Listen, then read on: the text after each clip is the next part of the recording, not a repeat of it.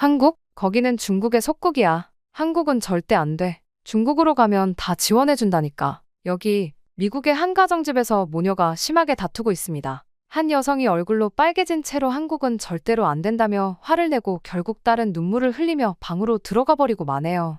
그러나 이 여성은 이후 한국을 가게 되고 딸의 유학을 전폭적으로 지지하게 되었다고 하는데요. 과연 어떤 일이 있었던 걸까요? 안녕하세요. 저는 미국에서 잘 나가는 회계사로 일을 하고 있는 리밍이라고 합니다. 저는 중국계 미국인이에요. 16살 때 미국으로 이민을 왔죠. 저는 평생을 중국인 부모님과 중국의 교육을 통해 중국이 우월하다고 생각하며 살아왔습니다. 그러다 보니 다른 아시아 국가들과 중국이 비교당할 때면 기분이 나쁘더라고요. 특히 그 중에서도 한국은 더 심했습니다. 저는 한국은 완전히 열등하다고 생각해왔으니까요. 심지어 어렸을 때부터 학교에서 선생님들은 매 수업마다 강조했습니다. 한국은 중국의 속국이었고 한글은 한자를 모방한 열등한 문자라고 말이죠. 저 또한 당연히 그렇게 생각했고요. 그러다 보니 미국에서 한국 학생들을 볼 때면 중국어로 소리치며 이야기하고는 했습니다. 속국 주제, 수업 시간에 한국 학생이 발표하러 나오면 일부러 하품을 크게 했고 그들이 지나갈 때면 친구들과 중국어로 키득거렸습니다.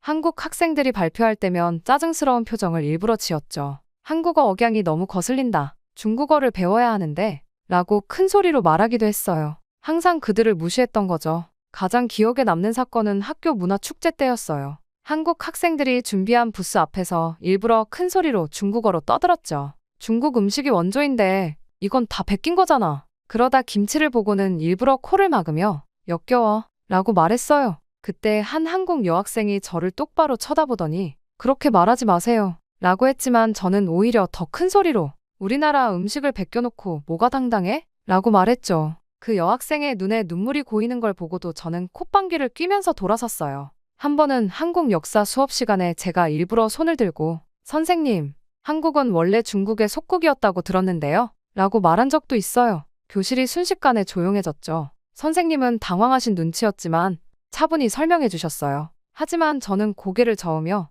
우리 중국 선생님이 그렇게 안 가르치셨는데요? 라고 말했죠. 그날 방과 후 한국 학생들이 모여 울고 있는 걸 보고도 저는 승리감을 느꼈죠. 중국보다 열등한 그들이 더 우월한 척 하려는 모습을 두고 볼 수는 없었으니까요. 물론 지금 생각해보면 그때의 제 모습이 한심하기만 합니다. 제가 얼마나 어리석었는지 그리고 그런 행동들이 다른 이들에게 얼마나 큰 상처를 주었는지 이제야 깊이 깨닫게 됐어요. 하지만 그 시절의 저에겐 그것이 유일한 버팀목이었죠. 낯선 나라에서 새로운 언어를 배우며 적응해야 하는 16살 소녀에게 그런 우월감은 하나의 피난처였던 겁니다. 그리고 그때에는 몰랐죠. 제가 모든 것을 고스란히 돌려받을 것이라는 걸 말입니다. 그렇게 오랜 시간이 흘러 저는 성공한 회계사가 되어 있었습니다. 예쁜 집도 장만했고 주말이면 골프도 치러 다녔죠. 심지어 딸 에밀리는 벌써 16이 되었어요. 제가 미국에 처음 발을 디뎠던 나이입니다. 그리고 저에게는 그 누구보다 어여쁜 딸이죠. 하지만 딸의 방에서 흘러나오는 소리는 매일 저를 불편하게 만들었어요. 엄마, 이 노래 진짜 좋지 않아요? 하며 에밀리가 들려주는 한국 노래를 들을 때면 고등학교 시절의 그 불편한 감정이 되살아났습니다. 특히 에밀리가 한국어를 따라 부르려 할 때면 속에서 무언가가 끌어올랐죠. 게다가 에밀리의 방은 한국 문화의 전시장 같았어요. 벽에는 한국 아이돌 포스터가 가득했고 책장에는 한국어 교재가 꽂혀 있었죠. 딸의 침대 옆 협탁에는 한글로 쓰여진 일기장도 놓여 있었습니다. 일기장을 볼 때마다 제 마음 한구석이 불편해졌어요. 제가 그토록 무시하던 문자로 제 딸이 자신의 비밀스러운 이야기를 적고 있다니. 주말이면 에밀리는 한국 드라마를 봤어요. 거실 소파에 앉아 한국어 자막을 읽으며 울기도 하고 웃기도 했죠. 저는 그런 에밀리를 볼 때마다 일부러 중국 드라마를 보자고 했습니다. 이게 진짜 아시아의 문화야 하면서요. 하지만 에밀리는 엄마, 중국 드라마는 너무 뻔해요 라고 대답했죠. 한 번은 에밀리의 SNS를 우연히 보게 된 날도 있었어요. 자기소개란에 한국어로 나는 너를 사랑해 라고 적혀 있었죠. 그 순간 제 마음속에서 뭔가가 울컥 치밀어 올랐어요. 고등학교 시절 제가 한국 학생들을 괴롭혔던 기억이 떠올랐거든요. 특히 교실에서 한국어를 비웃었던 그때가 생생했죠. 특히 에밀리의 책상 서랍에서 한국 대학교 팸플릿을 발견했을 때는 정말 충격이었어요. 서울대학교, 연세대학교, 고려대학교. 제 딸이 그토록 제가 무시하던 나라의 대학을 찾아보고 있었다니. 그때 저는 처음으로 제 편견이 얼마나 깊은지 직면하게 되었습니다. 에밀리의 친구들이 놀러 올 때면 더욱 괴로웠어요. 그들은 다들 케이팝을 좋아했고 한국 음식을 먹고 싶어 했죠. 가끔은 한국인 친구들이 놀러 오기도 했어요. 그건 정말 힘들더라고요. 제 딸이 그런 열등한 아이들과 친구라는 것을 믿고 싶지가 않았거든요. 그러던 어느 날 저녁, 에밀리가 한국 요리를 해보겠다고 했어요. 김치찌개를 만든다고 하더군요. 순간 저는 우리 집에서 그런 냄새 나는 음식은 안 돼. 라고 소리를 질렀죠. 이후 에밀리의 눈에 눈물이 고이는 걸 보고도 저는 한 발도 물러서지 않았어요. 그리고 그날 밤, 에밀리의 방에서는 한동안 흐느끼는 소리가 들렸습니다. 에밀리의 책상에는 항상 한국어 단어장이 펼쳐져 있었죠. 한자어를 배울 때면, 봐, 이건 원래 중국어에서 온 거야. 라고 말하곤 했어요. 하지만 에밀리는, 알아요. 근데 한국어에서는 다르게 쓰여요. 라고 대답했습니다. 그럴 때마다 저는 말문이 막혔어요. 이런 상황에서 가장 힘든 건 중국 이야기만 나오면 에밀리의 태도가 완전히 달라진다는 점이었어요. 평소엔 착하고 공손한 아이였지만 제가 중국의 위대함을 이야기하려 할 때면 한숨을 깊게 쉬며 자리를 피했습니다. 한 번은 중국 전통 의상을 입어보라고 했더니 피아노 레슨이 있다며 서둘러 집을 나가버렸죠. 중국 음식점에 가자고 하면 숙제가 많다고 했고 중국 영화를 보자고 하면 갑자기 피곤하다며 방으로 들어가 버렸어요. 제가 중국 친구들을 초대했을 때는 더했습니다. 에밀리는 아예 방문을 잠그고 나오지도 않았어요. 식사 시간이 되어서야 나왔지만 중국의 경제 발전에 대한 이야기가 나오자마자 난 숙제해야 해요. 라며 다시 방으로 달아나 버렸죠. 평소 공부할 때는 거실에서 하던 숙제도 제가 중국 이야기를 꺼내면 방에서 하겠다고 했습니다. 완전히 중국 문화를 배척하는 모습에 제 마음은 더욱 더 아파왔죠. 이런 상황이 계속되면서 에밀리와 저희 관계는 점점 멀어져 갔습니다. 주말 저녁 식사 시간에도 대화는 줄어들었고 에밀리는 방에서 한국 드라마를 보는 시간이 늘어났죠. 저는 그런 상황이 불편했지만 어떻게 해야 할지 몰랐어요. 제 안에 편견이 너무 깊었던 거죠. 그러다 결국 사건이 터지고 말았습니다. 어느 날 아침 에밀리가 갑자기 한국 유학을 선언하고 만 것이죠. 그 순간 제 세상이 무너지는 것 같았습니다. 고등학교 시절에 오만함이 되살아나 저는 격렬하게 반대했어요. 한국은 원래 중국의 속국이었다고, 한글은 한자를 모방한 열등한 문자라고 학교에서 배웠던 왜곡된 역사들을 늘어놓기 시작했어요. 하지만 에밀리는 이미 인터넷을 통해 모든 것을 알고 있었습니다. 제가 한국이 중국의 속국이었다고 하자 에밀리는 역사적 사실을 하나하나 짚어가며 반박했어요. 고조선 시대부터 현대까지 한국의 독자적인 역사를 설명했죠. 한글이 한자를 모방했다는 말에는 세종대왕의 한글 창제 과정과 그 과학적 원리를 설명하며 맞섰습니다. 저는 너무나도 당황스러웠어요. 제가 알고 있던 모든 사실들이 거짓이었다는 걸 에밀리가 증거와 함께 보여줬거든요. 하지만 제 마음속 깊이 박혀있는 편견은 쉽게 사라지지 않았습니다. 오히려 더 강하게 반발했어요. 중국의 경제력을 이야기하고 영토의 크기를 언급하고 할 수 있는 모든 이야기를 동원했죠. 그러자 에밀리는 한숨을 쉬며 자신의 방으로 들어갔어요. 그리고 그날 이후로 매일 아침 식사 시간이 전쟁터가 되었습니다. 제가 중국의 위대함을 강조하면 에밀리는 한국의 현재를 이야기했어요. K-팝, 한국 드라마, IT 기술, 반도체, 심지어 중국 젊은이들도 한국 문화를 동경한다고 했죠. 그렇게 시간이 갈수록 갈등은 점점 더 깊어졌어요. 에밀리는 더 이상 제 말을 들으려 하지 않았고 저는 딸의 선택을 인정할 수 없었습니다. 식사 시간에 대화는 줄어들었고 주말에도 서로 마주치지 않으려 했죠.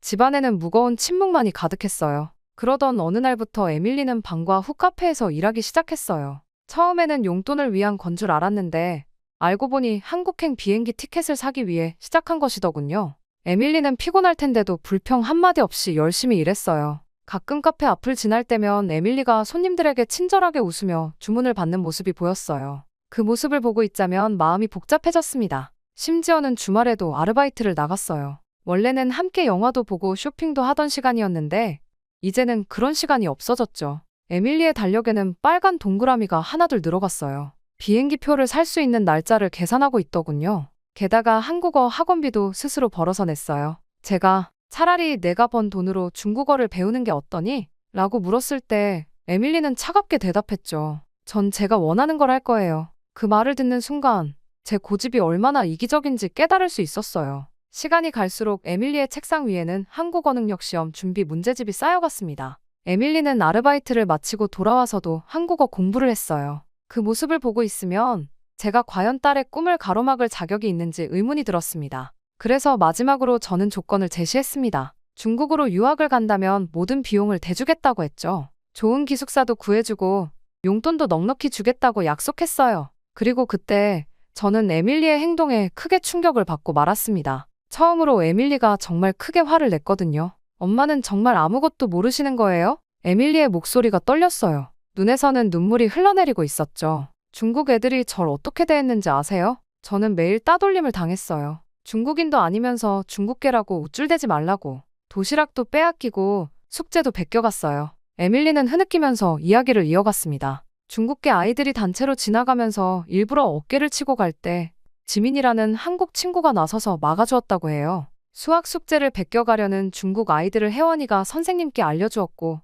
점심시간에 혼자 있는 에밀리를 보고 수진이가 자기 친구들과 함께 앉자고 했다고 했어요. 작년 학교 축제 때도 그랬어요. 중국 애들이 제가 사회를 못 볼 거라고 놀렸을 때 한국 친구들이 절 위해 매일 방과 후에 남아서 연습을 도와줬어요.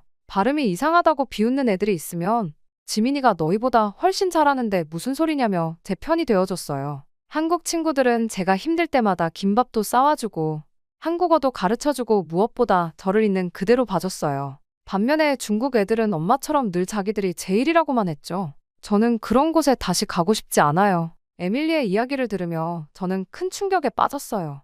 제가 딸의 삶에 대해 얼마나 무지했는지 그리고 제 편견이 얼마나 딸을 힘들게 했는지 처음으로 깨달았습니다. 고등학교 때 제가 한국 학생들에게 했던 행동들이 떠올랐어요. 어쩌면 그때 그 학생들도 에밀리처럼 마음에 깊은 상처를 받았을지도 모르겠다는 생각이 들었죠. 그리고 다음날 아침 식탁에 놓인 봉투 하나가 제 시선을 붙잡았어요. 두꺼운 서류가 담긴 봉투였죠. 한국 문화교류 프로그램 최종 합격 그 글자들이 제 눈에 들어오는 순간 온몸에 전율이 흘렀습니다. 에밀리가 그동안 카페에서 모은 돈으로 지원한 프로그램이었어요. 봉투 안에는 이미 모든 절차가 끝났다는 내용이 담겨 있었습니다. 서류를 하나하나 확인하면서 제 마음은 더욱 무거워졌어요. 성적증명서, 추천서, 한국어 능력시험 성적표. 에밀리가 얼마나 철저하게 준비했는지 알 수 있었죠. 특히 친구들의 따돌림 이야기를 들은 후라 더욱 마음이 아팠어요. 그 힘든 시간을 보내면서도 이렇게 착실하게 준비해온 거였어요. 저는 프로그램 내용을 자세히 살펴보았습니다. 서울의 명문 고등학교와 연계된 6개월 과정이었죠. 수업은 물론 한국 가정에서의 홈스테이도 포함되어 있었어요. 에밀리는 모든 것을 완벽하게 계획했더군요. 프로그램 비용, 생활비, 심지어 비상금까지. 카페에서 번 돈으로 하나하나 맞춰놓은 예산표를 보며 가슴이 먹먹해졌습니다. 심지어 담임 선생님의 추천서에는 에밀리의 또 다른 모습이 담겨 있었어요. 어려움 속에서도 학업을 게을리하지 않았다는 것, 한국 문화를 이해하려 꾸준히 노력해왔다는 것, 그리고 다른 학생들과 어울리며 문화적 다양성을 실천하고 있다는 내용이었죠. 그동안 제가 얼마나 편협한 시각으로 에밀리를 보았는지 깨달았습니다. 프로그램 지원 에세이는 제 마음을 더욱 아프게 했어요. 저는 매일 아침 한국어 단어 50개를 외웁니다. 잠들기 전에는 한국 드라마를 보며 발음을 따라합니다. 처음에는 너무 어려웠지만 포기하지 않았어요. 제게 한국은 단순한 유학 목적지가 아닙니다. 제 청소년기를 지켜준 친구들의 나라이자 제가 진정한 제 자신을 찾은 곳이니까요.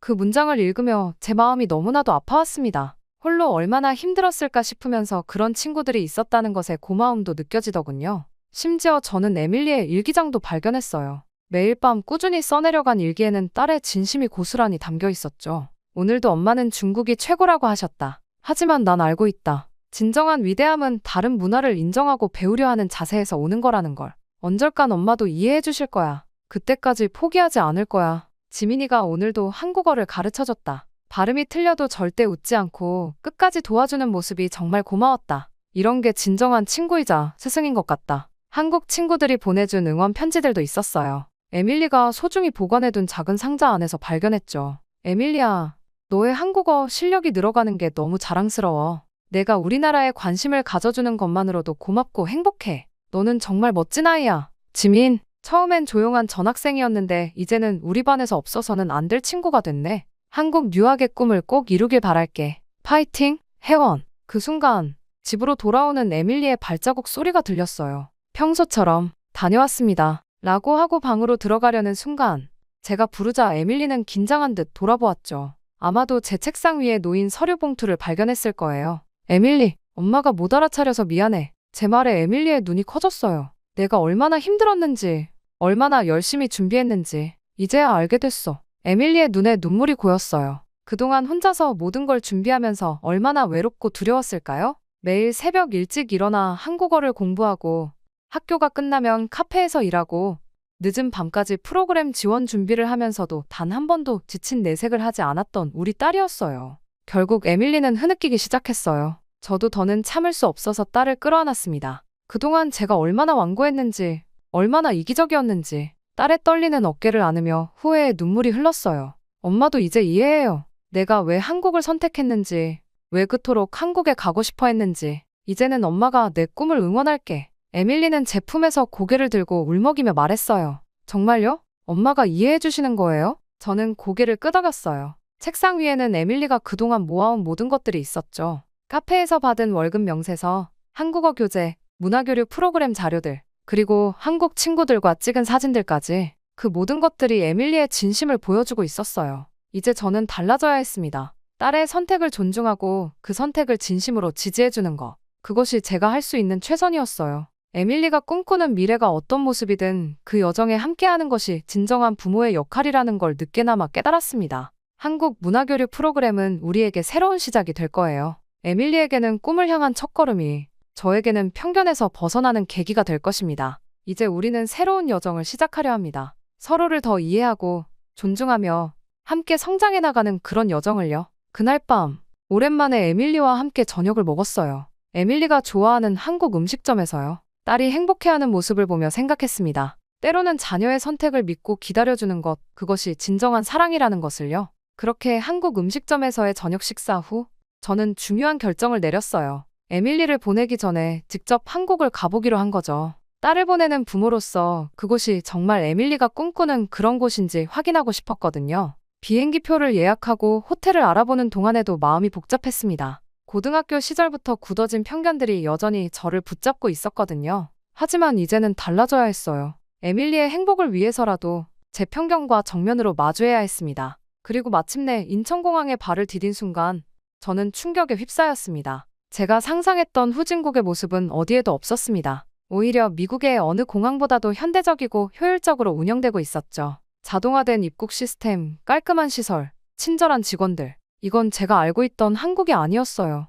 게다가 공항에서 서울로 가는 길은 더 큰 충격의 연속이었습니다. 양쪽으로 늘어선 높은 빌딩들, 반듯하게 정돈된 도로, 깨끗한 거리. 특히 지하철은 믿기지 않을 정도로 발달해 있었어요. 우리 집 근처 중국 마을의 시끄럽고 어수선한 모습과는 전혀 달랐죠. 서울에 도착하자 첫 번째로 찾은 곳은 에밀리가 다니게 될 학교였어요. 현대적인 시설과 쾌적한 환경에 또 한 번 놀랐습니다. 도서관은 24시간 개방되어 있었고 각종 첨단 기자재들이 구비되어 있었죠. 더욱 놀라웠던 건 학생들의 모습이었어요. 자유로운 분위기 속에서도 질서정연했고 선생님들과의 관계도 존중과 친근함이 조화를 이루고 있었습니다. 특히 대학 교수님과 만난 것은 정말 큰 전환점이었어요. 교수님은 문화적 편견에 대해 깊이 있는 통찰을 들려주셨죠. 편견은 누구나 가지고 있습니다. 중요한 건 그것을 인정하고 극복하려 노력하는 자세예요. 그 말씀이 제 마음 깊이 와닿았어요. 지금껏 제가 얼마나 완고했는지 돌아보게 되었죠. 특히 인상 깊었던 건 한글 박물관 방문이었어요.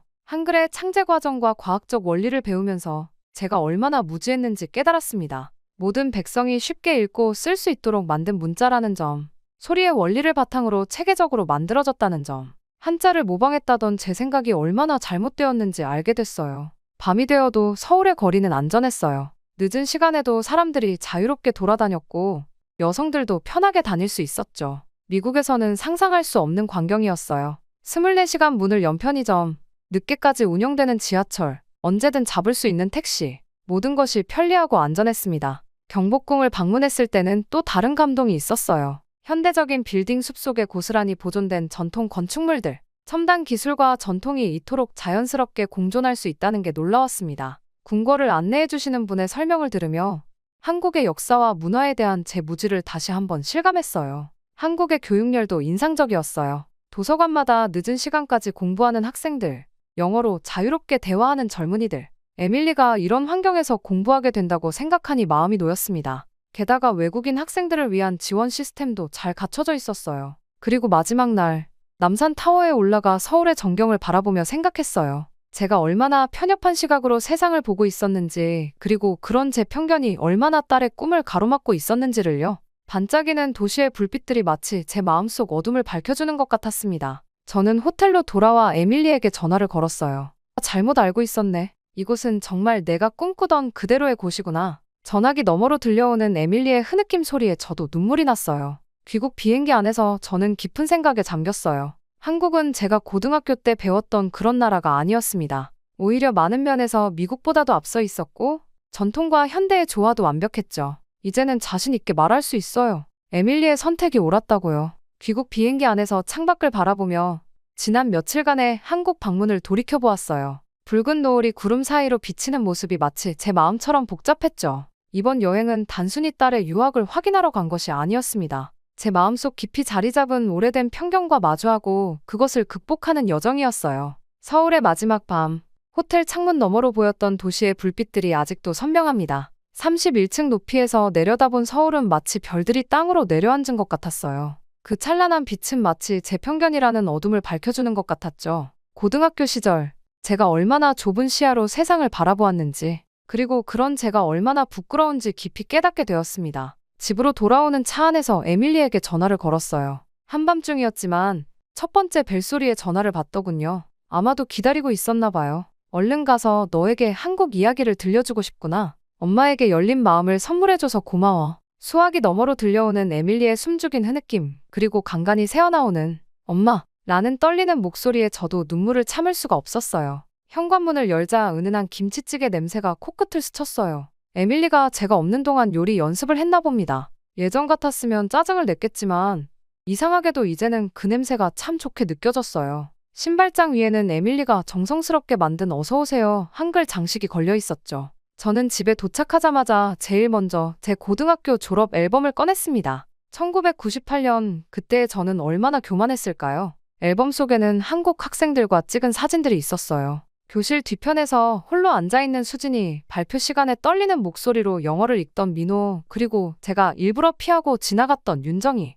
그들의 웃는 얼굴 뒤에 얼마나 많은 상처가 숨어 있었을까. 가슴이 아팠습니다. 그리고 너무나도 미안한 감정이 들었죠. 이후 저는 에밀리의 방에 들어가 보았어요. 달빛이 스며드는 창가에는 푸른빛 무드등이 켜져 있었고 벽에는 한국 지도가 붙어 있었죠. 서울, 부산, 제주도, 각 도시마다 노란 별표가 찍혀 있었어요. 에밀리가 가보고 싶은 곳들이겠죠. 책상 위에는 한글 교재들이 가지런히 정리되어 있었고 형광펜으로 중요한 부분을 표시한 흔적이 역력했어요. 주말이 되자 에밀리와 함께 차이나타운에 익숙한 식당에 갔어요. 단골집이었죠. 그동안 늘 중국 음식이 최고라고 주장하며 한국 음식을 폄하했던 제가 이번에는 달랐습니다. 다음에는 한국에 함께 가보자. 제 말에 젓가락을 들고 있던 에밀리의 손이 살짝 떨렸어요. 놀라움과 기쁨이 섞인 표정으로 저를 바라보더군요. 한국 방문 사진들을 정리하면서 하나하나 되새겨보았어요. 인천공항의 유리천장을 통해 쏟아지던 햇살, 서울의 화려한 야경, 고즈넉한 경복궁의 처마 끝에 맺힌 빗방울, 그리고 한글 박물관에서 찍은 사진들을 보며 자음과 모음이 만나 만들어내는 과학적인 조합에 다시 한번 감탄했습니다. 이제는 매일 아침 에밀리의 한국어 공부를 돕고 있어요. 부엌에서 아침 식사를 준비하면서 한국어 팟캐스트를 틀어놓고 서툰 발음으로 따라하다가 실수하면 함께 웃기도 해요. 가끔은 에밀리가 선생님이 되어 제 발음을 교정해주죠. 엄마, 아니에요가 아니라 아니에요예요. 억양이 중요해요. 한국 친구들의 부모님께도 연락을 드렸습니다. 처음엔 많이 망설였어요. 하지만 용기를 내어 전화를 걸었죠. 그동안 제가 보였던 오만한 태도를 사과드리고 싶었거든요. 뜻밖에도 그분들은 오히려 저를 따뜻하게 맞아주셨어요. 우리 아이들이 서로의 문화를 이해하는 다리가 될 거예요. 전화기 너머로 전해지는 진심 어린 목소리에 눈시울이 붉어졌습니다. 그리고 이제 저는 에밀리의 한국 유학 준비를 돕기 시작했어요. 이제는 제가 먼저 나서서 필요한 것들을 찾아보고 준비해 주었죠. 한국의 홈스테이 가정과도 연락을 주고받으며 딸의 새로운 시작을 진심으로 응원하게 되었습니다.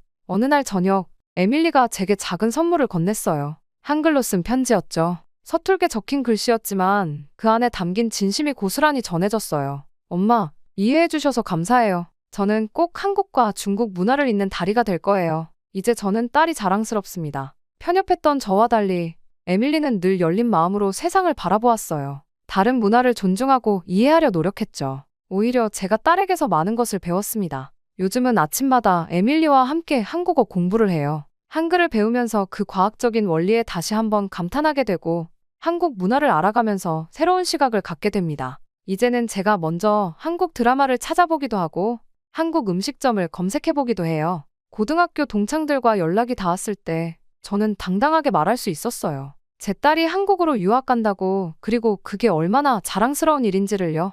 예전에 저였다면 상상도 못했을 일이죠. 이제 에밀리는 곧 한국으로 떠납니다. 하지만 두렵지 않아요. 오히려 기대가 됩니다. 딸이 두 나라의 문화를 이해하는 가교 역할을 하게 될 거라 믿기 때문이에요. 그리고 저 역시 계속해서 변화하고 성장할 거예요. 한국 방문은 제 인생의 전환점이 되었습니다. 오랜 편견에서 벗어나 새로운 시각으로 세상을 보게 된 계기였죠. 무엇보다 소중한 딸의 마음을 진정으로 이해하게 된 특별한 여정이었어요.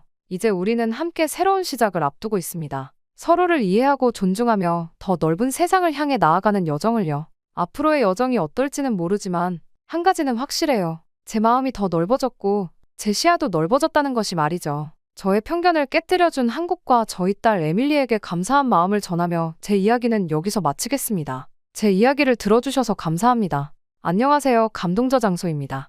저희가 정말 괜찮은 기업을 소개해드리려고 하는데요. 바로 KS 오토플랜이라는 회사입니다. 사회 취약계층분들을 위해서 선한 영향력을 펼치고 있는 건 물론 이번에 구독자님들에게 저렴한 가격으로 차량을 구매하실 수 있게 타임 특가를 준비했다고 하는데요. 소렌토, 스포티지가 월 25만 원이라면 믿겨지십니까? 취득세, 자동차세, 정비비용, 보험료까지 모두 KS 오토플랜에서 책임지니 월 저렴한 비용만 내시고 차량을 이용하시면 됩니다. 차량 구매부터 기존 차량 처리까지 원스톱으로 도와드리고 있습니다. 저희 KS 오토플랜은 항상 고객님께 듣고 고객님으로부터 답을 찾아 고객님께 돌려드리겠습니다. 구독자 전용 이벤트 진행 중이니 놓치지 말고 고정 댓글을 확인해주세요. 한국을 따라잡을 수가 없다니 그게 무슨 말도 안 되는 소리입니까? 한국은 방산의 역사가 부족해요. 독일과 비교하는 것 자체가 불가하다고요. 여기 독일의 한 회의실에서 한 남성이 독일은 한국보다 10년은 뒤처졌다고 이야기를 하고 있습니다. 이 남성이 한국으로 출장을 온 뒤 더 이상 입을 열 수 없었다고 하는데요.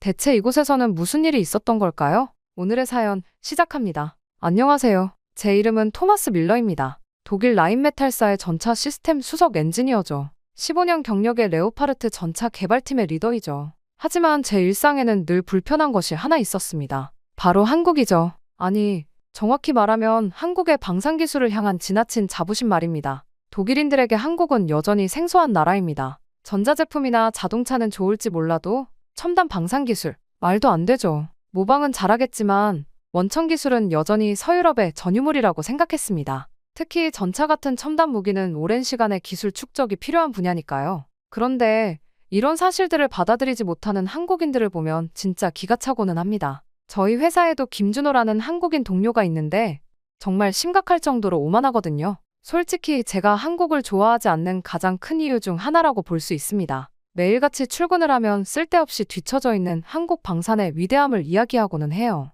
이런 모습은 원래 북한인들한테나 보이는 모습 아닌가요? 게다가 목소리는 또 얼마나 큰지 귀가 따가워서 가끔은 이어폰을 끼고 있을 때도 있습니다. 여러모로 한국인들은 가진 것도 없으면서 과할 정도로 사람들에게 민폐를 끼친다는 생각이 들어요. 솔직히 회사에 출근하면 김준호와 마주쳐야 한다는 생각에 미리 스트레스를 받을 정도입니다. 그렇게 아침 8시 라인메탈 본사 연구동.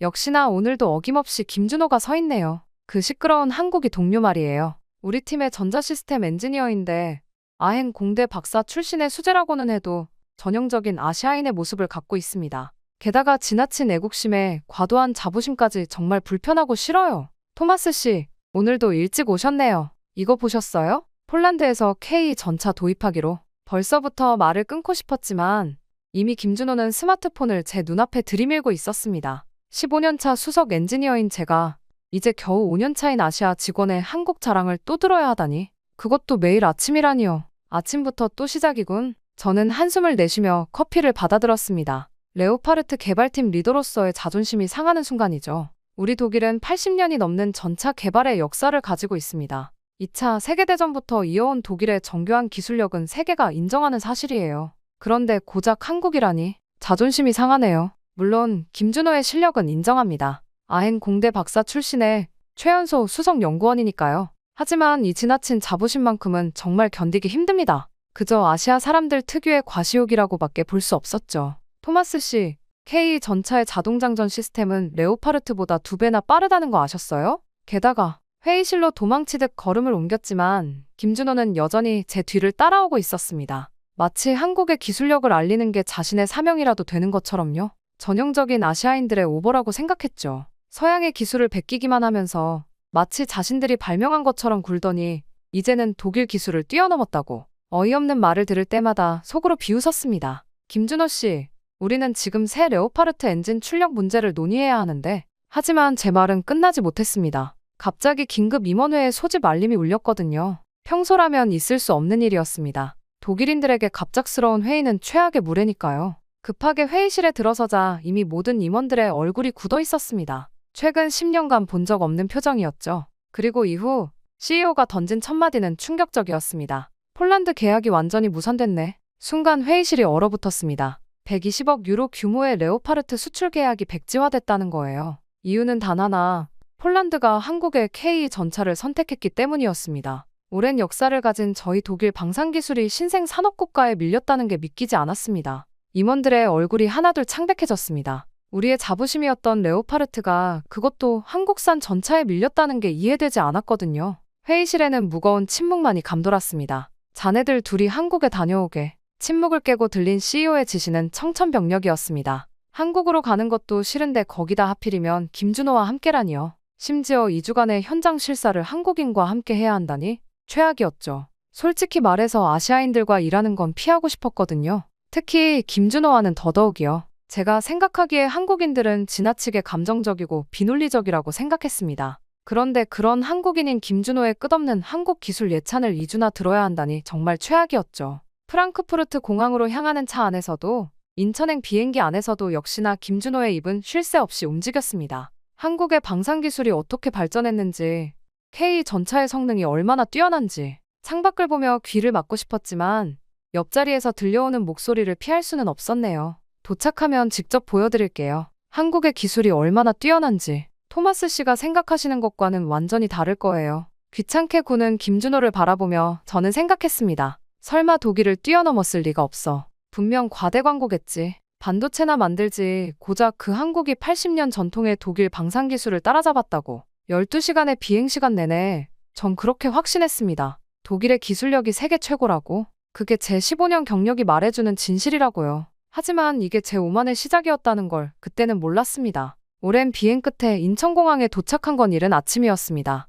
비행기 안에서 오랜 시간을 머물렀더니 피곤이 몰려왔죠. 하지만 김준호는 여전히 활기찼습니다. 토마스 씨, 우리 바로 창원으로 가야 해요. 현대로템에서 우리를 기다리고 있거든요. 피곤한 목소리로 대답했습니다. 잠깐 휴식이라도 취하는 게 좋지 않을까요? 아니요, 바로 가봐야 해요. 오늘 중요한 테스트가 있거든요. 김준호의 말대로 우리는 곧바로 김포공항으로 이동해 국내선에 올랐습니다. 비행기에서 내려 현대로템으로 향하는 차 안에서 저는 여전히 의구심을 떨칠 수 없었습니다. 과연 얼마나 대단할까? 설마? 하지만 현대로템 정문에 들어서는 순간 제 생각이 흔들리기 시작했습니다. 군사기밀시설 수준의 보안 검색이 진행됐거든요. 독일에서도 보안은 철저하다고 생각했는데 이건 차원이 달랐습니다. 이게 말로만 듣던 한국의 스피드예요. 김준호가 자랑스럽게 말했습니다. 처음에는 또 과장하나 싶었는데 영구동에 들어서자마자 놀라지 않을 수가 없었습니다. 24시간 3교대로 돌아가는 생산 라인, 실시간 품질 관리 시스템,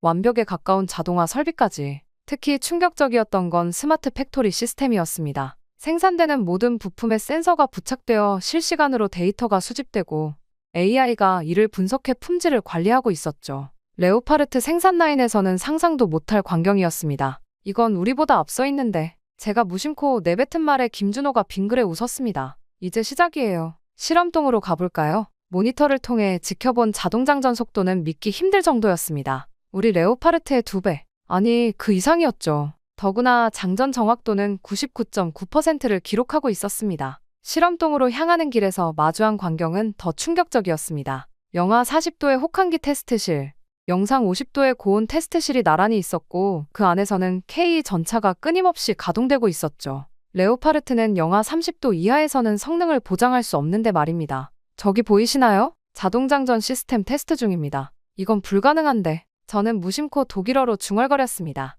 우리는 오랜 시간 동안 이 문제를 해결하지 못했거든요. 자동장전 시스템의 정확도를 높이면 속도가 떨어지고 속도를 높이면 정확도가 떨어지는 딜레마를 말이죠.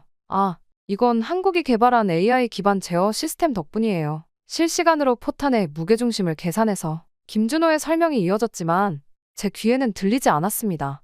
눈앞에 펼쳐진 광경에 완전히 압도당했거든요. 모든 공정이 완벽하게 자동화되어 있었고 각종 센서에서 수집되는 데이터는 실시간으로 분석되어 시스템에 반영되고 있었습니다. 잠깐 쉬었다가 다음 구역으로 가시죠. 그렇게 휴게실로 향하는 길에 한 장면이 눈에 띄었습니다. 늦은 시간인데도 연구원들이 열띤 토론을 벌이고 있었죠. 지금이 몇 시죠? 밤 11시요. 아, 저분들은 야간 연구팀이에요. 24시간 3교대로 운영되거든요. 순간 머리가 멍해졌습니다. 독일에서는 상상도 할 수 없는 일이었죠. 오후 6시만 되면 모두가 퇴근하는 우리와는 너무나 다른 모습이었습니다. 그리고 그때였습니다. 갑자기 비상벨이 울리더니 실험동에서 문제가 발생했다는 알림이 왔습니다. 야간 테스트 중이던 엔진에서 이상 신호가 감지됐다고 하더군요. 잠시 실례할게요. 김준호가 재빨리 실험동으로 달려갔습니다. 저도 따라가 보니 이미 수십 명의 연구원들이 모여 있었죠. 한밤중인데도 말입니다. 이게 독일이었다면 최소 내일 아침은 되어야 조치가 시작됐을 텐데. 더 놀라운 건 그들의 문제 해결 속도였습니다. 각자 맡은 부분을 체계적으로 점검하고 실시간으로 데이터를 공유하며 30분 만에 문제의 원인을 찾아냈습니다. 그리고 1시간 후 모든 것이 정상화됐죠. 이런 게 가능하다니. 밤이 깊어갈수록 제 고정관념은 산산조각이 났습니다. 한국의 기술력을 얕봤던 제 자신이 부끄러워지기 시작했죠. 특히 연구원들의 열정과 체계적인 시스템은 우리가 본받아야 할 점이었습니다. 내일은 더 놀라운 것들을 보여드릴게요. 김준호의 말에 이번에는 비웃음이 나오지 않았습니다. 오히려 기대가 됐죠. 이미 본 것만으로도 충격적인데 과연 내일은 어떤 모습을 보게 될지. 호텔로 돌아오는 차 안에서 저는 생각했습니다. 우리가 알던 한국은 없었다고. 이제는 우리가 배워야 할지도 모른다고. 하지만 이것은 시작에 불과했습니다. 진짜 충격은 다음 날부터 시작될 거였죠. 다음 날 아침, 창원 현대로템 본관 앞에서 저희 또 다른 새로운 깨달음이 시작됐습니다. 화창한 날씨와는 달리 제 마음은 여전히 흐렸죠. 어제의 충격이 채 가시지 않았는데 오늘은 또 어떤 현실을 마주하게 될지 모르는 일이었으니까요. 오늘은 K 전차의 핵심 시스템을 보여드리겠습니다. 김준호가 자신만만하게 말했습니다. 이제는 그의 자신감이 그저 허세가 아니라는 걸 알았기에 저는 그저 묵묵히 따라갔죠. 첫 번째 방문지는 K 전차의 혹한기 테스트장이었습니다. 영하 40도의 극한 환경에서 전차가 정상 가동되는 모습은 경이로웠습니다. 독일의 레오파르트는 영하 30도 이하에서는 심각한 성능 저하가 발생하는데 말이죠. 이건 어떻게 가능한 거죠? 특수 윤활유와 엔진 예열 시스템 덕분입니다. 우리는 시베리아 수출을 고려해 개발했거든요. 그의 말에 고개를 끄덕였습니다. 우리는 왜 그 생각을 못했을까요? 레오파르트는 유럽 환경만 고려했던 거죠. 한국은 이미 글로벌 시장을 내다보고 있었던 겁니다. 더 놀라운 건 자동장전 시스템이었습니다. 1분에 8발.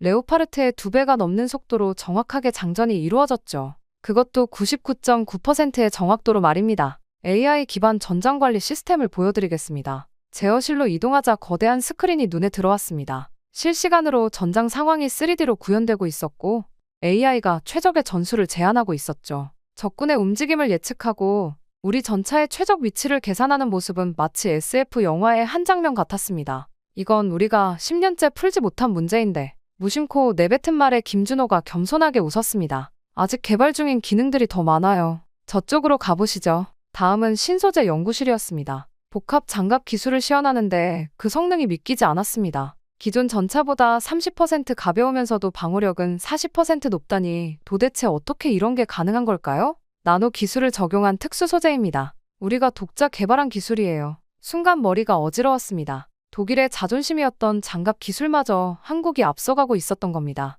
게다가 능동방어 체계 시연은 더욱 충격적이었습니다. 100% 욕격 성공률. 우리 레오파르트의 트로피 시스템은 아직 85%대에 머물러 있는데 말이죠. 드론, 전차 보병 실시간 연동 시스템도 보여드릴게요. 전장에서 드론이 수집한 정보가 실시간으로 전차에 전송되고 이를 보병들과 공유하는 시스템이었습니다. 미래 전장에서 가장 중요한 기술인데 우리는 아직 구상 단계에 머물러 있었죠. 그렇게 오전 견학이 끝나고 점심시간, 저는 구내식당에서 김준호와 마주 앉았습니다. 이제는 그의 말을 무시할 수 없었죠. 오히려 더 많은 것을 알고 싶어졌습니다. 어떻게 이렇게 빠른 발전이 가능했던 거죠? 우리에겐 선택의 여지가 없었어요. 북한이라는 위협 앞에서 우리는 최고가 되어야만 했거든요. 그의 말에서 진정성이 느껴졌습니다. 한국의 방산기술 발전은 단순한 비즈니스가 아닌 생존을 위한 필사적인 노력의 결과였던 거죠. 점심을 마치고 오후에는 차세대 전차 개발 현장을 둘러봤습니다. 여기서 또 한 번 충격을 받았죠.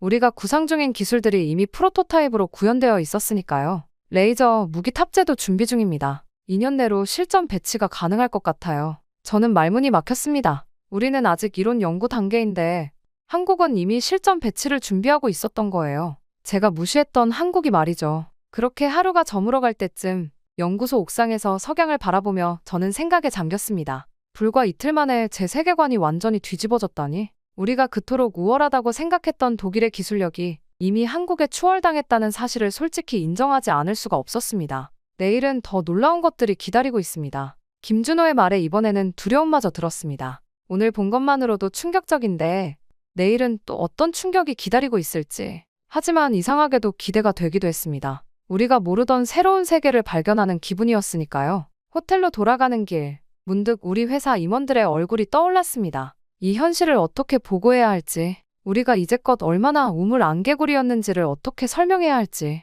그리고 가장 중요한 건 우리가 어떻게 이 격차를 따라잡을 수 있을지. 밤이 깊어가는데도 이런 생각들이 머릿속을 맴돌았습니다. 그리고 한국 방문 사흘째가 되던 날, 저는 완전히 충격을 받고 말았습니다. 그날은 차가운 가을비가 추적추적 내리는 밤이었습니다. 현대로템 실험장의 거대한 LED 조명이 비에 젖은 아스팔트를 비추고 있었죠. 대형 전광판에는 야간 극한환경 테스트 진행 중이라는 문구가 번쩍이고 있었습니다. K 전차의 실전 테스트를 참관하는 날이었죠. 독일에서라면 이런 궂은 날씨에 테스트를 강행하진 않았겠지만 이곳은 달랐어요. 실험장 한켠에 설치된 임시 천막 아래서 테스트 준비 상황을 지켜보고 있노라니 차가운 빗방울이 간간히 얼굴에 닿았습니다. 비옷을 입은 정비사들이 마지막 점검을 위해 분주히 움직이는 모습이 눈에 들어왔죠. 한 정비사는 무릎을 꿇고 궤도를 점검하고 있었고 다른 이는 전자장비의 방수 상태를 확인하고 있었습니다. 오늘은 실전 상황을 가정한 종합 테스트입니다. 악천후속 전투 능력을 평가하죠. 김준호가 방수 케이스에서 태블릿을 꺼내며 설명했습니다. 화면에는 오늘의 테스트 시나리오가 상세히 표시되어 있었습니다. 30km 산악 기동의 수중도와 표적 타격까지 입이 떡 벌어지더군요. 물론 독일에서도 하는 테스트지만 이곳의 기준은 차원이 달랐습니다. 실시간 데이터 분석, 극한의 기상 조건, 24시간 연속 가동까지 레오파르트 테스트의 2배가 넘는 까다로운 조건들이 줄줄이 이어져 있었으니까요. 특히 눈에 띄는 건 불시 상황 대처 능력 평가라는 항목이었습니다. 하지만 이런 날씨에 테스트를 진행해도 괜찮을까요? 제 질문에 김준호는 잠시 하늘을 올려다보더니 의미심장한 미소를 지었습니다. 전쟁은 날씨를 가리지 않으니까요. 최악의 상황에서도 완벽해야죠. 지켜보고 회사에 돌아가서 당당히 이야기하자고요. 테스트를 시작하겠습니다. 관제실의 목소리와 함께 K 전차가 움직이기 시작했습니다. 엔진음이 울리는 가운데 65톤의 거대한 강철 괴물이 빗줄기를 가르며 나아갔습니다. 야간 투시경으로 촬영된 영상이 대형 스크린에 실시간으로 전송되고 있었죠. 레이더와 연령상 장비가 전차 주변의 모든 상황을 디지털 데이터로 변환해 보여주고 있었습니다. 지금 전차에는 12개의 핵심 시스템이 동시에 작동하고 있습니다. 각각의 데이터는 실시간으로 분석되죠. 김준호의 설명을 들으며 모니터들을 바라보았습니다. 엔진 성능, 포탑 회전, 현수장치 반응, 전자제어 시스템, 모든 것이 완벽한 조화를 이루며 작동하고 있었습니다. 특히 인상적이었던 건 AI 기반의 실시간 진단 시스템이었죠. 레오파르트에는 없는 기술이었습니다. 그러다 밤 10시 15분 갑작스러운 경고음이 통제실을 가득 메웠습니다. 빨간색 경고등이 번쩍이는 가운데 메인 모니터에는 수십 개의 오류 메시지가 쏟아져 나왔습니다. 테스트 중이던 K 전차의 전자제어 시스템에서 심각한 이상 신호가 감지된 것이었죠. 엔진 출력이 급격히 저하되고 포탑 제어 시스템이 불안정한 신호를 보내기 시작했습니다. 긴급 상황입니다. 모든 엔지니어는 즉시 통제실로 모여주세요. 반복합니다. 차가운 기계음의 방송이 울려 퍼졌습니다. 그리고 그 순간 믿기 힘든 광경이 펼쳐졌습니다. 이미 퇴근했던 연구원들이 하나둘 모습을 드러내기 시작한 겁니다.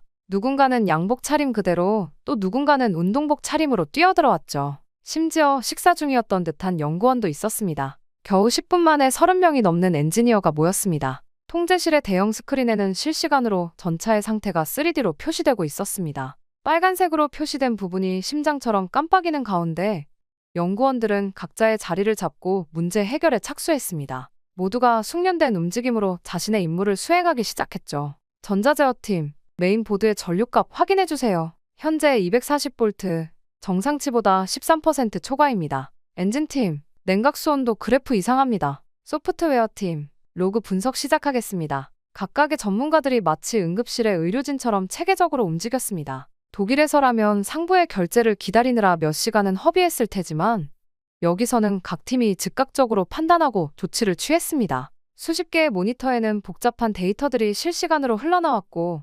연구원들은 그것을 마치 쉬운 동화책을 읽듯 빠르게 분석했습니다. 이것 좀 보세요. 김준호가 가리키는 모니터에는 AI 분석 시스템이 가동되고 있었습니다. 과거의 모든 오류 데이터와 현재 상황을 실시간으로 비교 분석하면서 가능한 원인을 순서대로 나열하고 있었죠. 마치 의사가 환자의 증상을 진단하듯 정확하고 체계적이었습니다. 27분이면 충분합니다. 한 연구원의 자신감 넘치는 선언이 현실이 되는 데는 오래 걸리지 않았습니다. 정확히 27분 후 전자제어 장치에 미세한 오류가 발견됐습니다. 습도 센서의 오작동으로 인한 연쇄 반응이었죠. 비가 만든 높은 습도가 센서의 임계값을 넘어서면서 발생한 문제였습니다. 더 놀라운 건 그 다음이었습니다. 예비 부품이 마치 마법처럼 즉시 공급됐고 수정된 소프트웨어는 실시간으로 업데이트됐습니다. 모든 과정이 디지털화되어 있어 한치의 오차도 허용하지 않았죠. 새벽 1시, 모든 문제가 해결됐다는 녹색 신호가 모니터에 떴습니다. 이제 다시 테스트를 재개하겠습니다. 연구원들의 눈빛에서는 피곤함보다 승리의 기쁨이 더 크게 느껴졌습니다. 그들에게 이런 위기 상황은 또 하나의 도전이자 시스템을 완벽하게 만드는 기회였던 겁니다. 후줄근해진 와이셔츠에 넥타이도 풀린 채 모두가 자신의 자리로 돌아갔습니다. 하지만 어느 누구도 퇴근을 생각하지 않는 듯했죠. 그들의 눈빛에는 오히려 다음 과제를 기다리는 듯한 열기가 가득했습니다. 호텔로 돌아가는 차 안 빗방울이 여전히 창문을 두드리고 있었습니다. 김준호가 조용히 말을 건넸습니다. 이런 일이 있을 때마다 우리는 더 강해집니다. 실패를 두려워하지 않는 것, 그게 우리의 경쟁력이죠. 창밖으로 보이는 공장들의 불빛은 여전히 꺼지지 않고 있었습니다. 한밤중인데도 꺼지지 않는 불빛처럼 그들의 열정도 꺼질 줄 모르는 듯했어요. 비가 만드는 차창의 물방울 너머로 공장들의 불빛이 흐릿하게 반짝였습니다. 그 모습을 보고 인노란이 문득 부끄러워졌습니다. 우리의 오만함이 이런 현실을 직시하지 못하게 했던 거죠. 80년 전통의 레오파르트만을 내세우며 변화하는 세상을 못 본 채 안주했던 우리 자신이 말입니다. 우리가 자부심이라 생각했던 것은 어쩌면 아니람의 다른 이름이었는지도 모릅니다. 내일도 바쁜 하루가 될 것 같네요. 김준호의 말에 이번에는 기대감이 앞섰습니다. 이제는 알았으니까요. 매 순간이 새로운 배움의 기회라는 것을. 그리고 우리가 얼마나 더 발전해야 하는지도 말입니다. 차창 밖 빗방울 너머로 보이는 공장의 불빛들이 마치 미래를 향한 희망처럼 반짝이고 있었습니다. 창원의 밤은 깊어갔지만 기술의 발전은 멈추지 않고 있었습니다. 그리고 저는 이제 그 현실을 직시할 준비가 되어 있었습니다. 다음 날, 저는 김준호와 함께 서울로 올라왔습니다. 창원에서의 충격적인 경험 이후 이제는 한국의 방산기술 연구의 중심지를 보여주겠다는 거였죠. KTX에서 내려 강남으로 향하는 도로변, 간간히 내리는 가을비 사이로 마천루들이 빛나고 있었습니다. 저기 보이는 건물입니다. 김준호가 가리킨 곳은 검은 유리와 철골로 이루어진 초현대식 빌딩이었습니다. 국방과학연구소 특별연구센터라는 간판은 어디에도 보이지 않았지만 건물 주변의 삼엄한 경비만으로도 이곳의 특별함을 짐작할 수 있었죠. 보안 검색을 받으셔야 합니다. 1층 로비에서 시작된 보안 절차는 생체 인증부터 소지품 검사까지 마치 군사시설에 들어가는 것 같은 느낌이었습니다. 특히 눈에 띈 건 양자암호화 기반의 출입 통제 시스템이었죠. 독일에서도 아직 실험 단계인 기술이었습니다. 여기가 우리의 두뇌입니다. 44층 연구소에 들어서자마자 시선을 사로잡는 건 거대한 홀로그램 시스템이었습니다. 천장부터 바닥까지 이어지는 3차원 디스플레이는 마치 공상과학 영화의 한 장면 같았죠. 실시간으로 전 세계의 방산기술 동향이 입체적으로 표시되고 있었습니다. 미국의 에미레이 에이브럼스 그리고 우리 레오파르트의 성능 분석 데이터까지. 그것도 우리도 몰랐던 세세한 부분까지 말이죠. 이건 어떻게 이런 데이터를? 실시간 3D 렌더링으로 구현된 전차들의 내부 구조가 눈앞에서 360도로 회전하며 각 부분의 성능을 보여주고 있었습니다. 엔진 효율, 장갑 강도, 전자제어 시스템의 반응 속도까지. 심지어 우리 개발팀도 공개하지 않았던 정보들이 데이터로 시각화되어 있었죠. 김준호는 여전히 그 특유의 미소를 지으며 대답했습니다. 우리는 모든 걸 연구합니다. 경쟁사의 장점도 단점도 모두요. 발전하기 위해서는 현실을 정확히 알아야 하니까요. 연구소 내부를 둘러보면서 점점 더 놀라움은 커져갔습니다. 복도를 따라 이어진 각 분야별 특화 연구실들은 마치 미래에서 온 듯했죠. 통유리 너머로 보이는 실험실들은 하나같이 최첨단 장비들로 가득했고 그곳에서는 밤늦은 시간임에도 불구하고 수십 명의 연구원들이 여전히 열중하고 있었습니다. 미래전투체계 연구실의 모습은 특히 충격적이었습니다. 인공지능과 전차를 결합한 무인 시스템을 개발하고 있었는데 테스트 중인 시스템은 0.1초 만에 전장 상황을 분석하고 최적의 대응을 도출해냈습니다. 시뮬레이션 화면에서는 AI가 통제하는 전차가 실제 전차 조종수보다 더 정교하게 움직이고 있었죠. 신소재 연구실은 또 다른 차원의 놀라움이었습니다. 나노 구조를 활용한 새로운 복합 소재가 테스트 중이었는데 이 소재는 전차의 중량은 30% 줄이면서 방호력은 40% 높일 수 있다고 했습니다. 현미경으로 본 소재의 구조는 마치 예술 작품 같았죠. 이쪽은 퀀텀 방호 시스템 프로젝트입니다. 특별 보안구역으로 이동하자 더욱 놀라운 광경이 펼쳐졌습니다. 양자역학 원리를 응용한 새로운 개념의 방어체계였죠. 미사일이 접근하기도 전에 궤도를 예측하고 교란시키는 시스템이라고 했습니다. 양자역학을 이용한 방어체계라고요? 네. 아직 개발 단계지만 5년 내 실전 배치가 목표입니다. 현재 성공률이 98.5%에 도달했어요. 제 놀란 표정을 보며 김준호가 덧붙였습니다. 우리는 현재가 아닌 미래를 준비합니다. 지금 우리가 개발하는 기술은 10년 후를 위한 거예요. 그의 말에 깊이 공감했습니다. 우리는 현재의 성공에 안주해 있었지만 한국은 이미 미래를 향해 달려가고 있었던 거죠. 잠시 쉬었다가 식사하러 가시죠. 밤 10시가 조금 넘은 시각 김준호가 저를 강남 한복판의 고층 빌딩으로 안내했습니다. 63층에 위치한 레스토랑이었죠. 통유리 너머로 서울의 야경이 파노라마처럼 펼쳐졌고 한강은 검은 비단처럼 도시를 가르며 흐르고 있었습니다. 와인 리스트를 건네받으며 처음으로 편안한 분위기에서 대화를 나눌 수 있었습니다. 솔직히 말씀드리면 처음엔 토마스 씨가 정말 싫었어요. 김준호의 갑작스러운 고백에 놀랐습니다. 그가 고른 프랑스 와인을 서버가 따르는 동안 잠시 침묵이 흘렀죠. 유럽의 오만함이 느껴졌거든요. 하지만 이해합니다. 저도 처음 독일에 갔을 때 그런 시선을 많이 받았으니까요. 와인잔을 돌리며 김준호는 자신의 이야기를 들려주었습니다. 아헨 공대에서 박사 과정을 밟을 때의 어려움, 아시아인이라는 이유로 받았던 차별, 그리고 그것을 극복하고 최고의 성과를 내기까지의 과정을 말이죠. 그의 목소리에는 씁쓸함과 자부심이 교차했습니다. 독일 교수님이 제 첫 논문 주제를 보고 웃으시더군요. 너무 야망적인 것 아니냐고요. 하지만 2년 후 저는 그 논문으로 국제학회 최우수상을 받았습니다. 그의 눈빛에서 당시의 결연한 의지가 다시 한번 타오르는 것을 볼 수 있었습니다. 그래서 더 증명하고 싶었나 봐요. 우리도 할 수 있다는 걸. 아니, 더 잘할 수 있다는 거려. 창 너머로 보이는 서울의 불빛들이 그의 말에 공감하듯 반짝였습니다. 그동안 제가 느꼈던 그의 과도한 자부심은 사실 이런 배경에서 나온 것이었구나 싶더군요. 미안해요, 김준호 씨. 제가 너무 편견에 사로잡혀 있었네요. 아니요, 오히려 감사합니다. 토마스 씨가 직접 보고 이해해 주셔서요. 식사를 마치고 나와 한강변을 걸었습니다. 밤바람이 차가웠지만 공기는 맑았죠. 반포대교의 달빛 무지개 분수가 밤하늘을 수놓고 있었고 강변을 따라 줄지어 선 빌딩들의 불빛이 강물에 반사되어 또 다른 도시를 만들어내고 있었습니다. 우리가 힘을 합치면 어떨까요? 독일의 경험과 한국의 혁신이 만난다면. 김준호의 제안에 저는 고개를 끄덕였습니다. 차가운 강바람을 맞으며 우리는 미래의 방산기술에 대해 이야기를 나눴습니다. 더 이상 경쟁자가 아닌 같은 꿈을 꾸는 동료로서 말이죠. 자정이 훌쩍 넘어 호텔로 돌아가는 차 안에서 김준호가 마지막으로 한 말이 가슴에 깊이 남았습니다. 우리의 목표는 단순히 남을 이기는 게 아닙니다. 더 나은 미래를 만드는 거죠. 독일과 한국이 함께라면 그 꿈이 더 빨리 이루어지지 않을까요? 그의 말에 깊이 공감했습니다. 이제 저는 알았으니까요. 진정한 경쟁력은 서로를 인정하고 배우는 데서 나온다는 것을. 그리고 한국이라는 나라가 가진 무한한 가능성도 말입니다. 호텔 창문 너머로 보이는 서울의 밤하늘에는 수많은 빌딩의 불빛이 별처럼 빛나고 있었습니다. 그 불빛들처럼 한국의 기술도 눈부시게 발전하고 있었고 이제는 저도 그 발전의 증인이 되어 있었죠. 더 이상 경쟁자가 아닌 함께 미래를 만들어갈 동반자로서 말입니다. 그렇게 모든 일정을 마치고 독일로 돌아오는 비행기 안에서 보고서를 마무리하며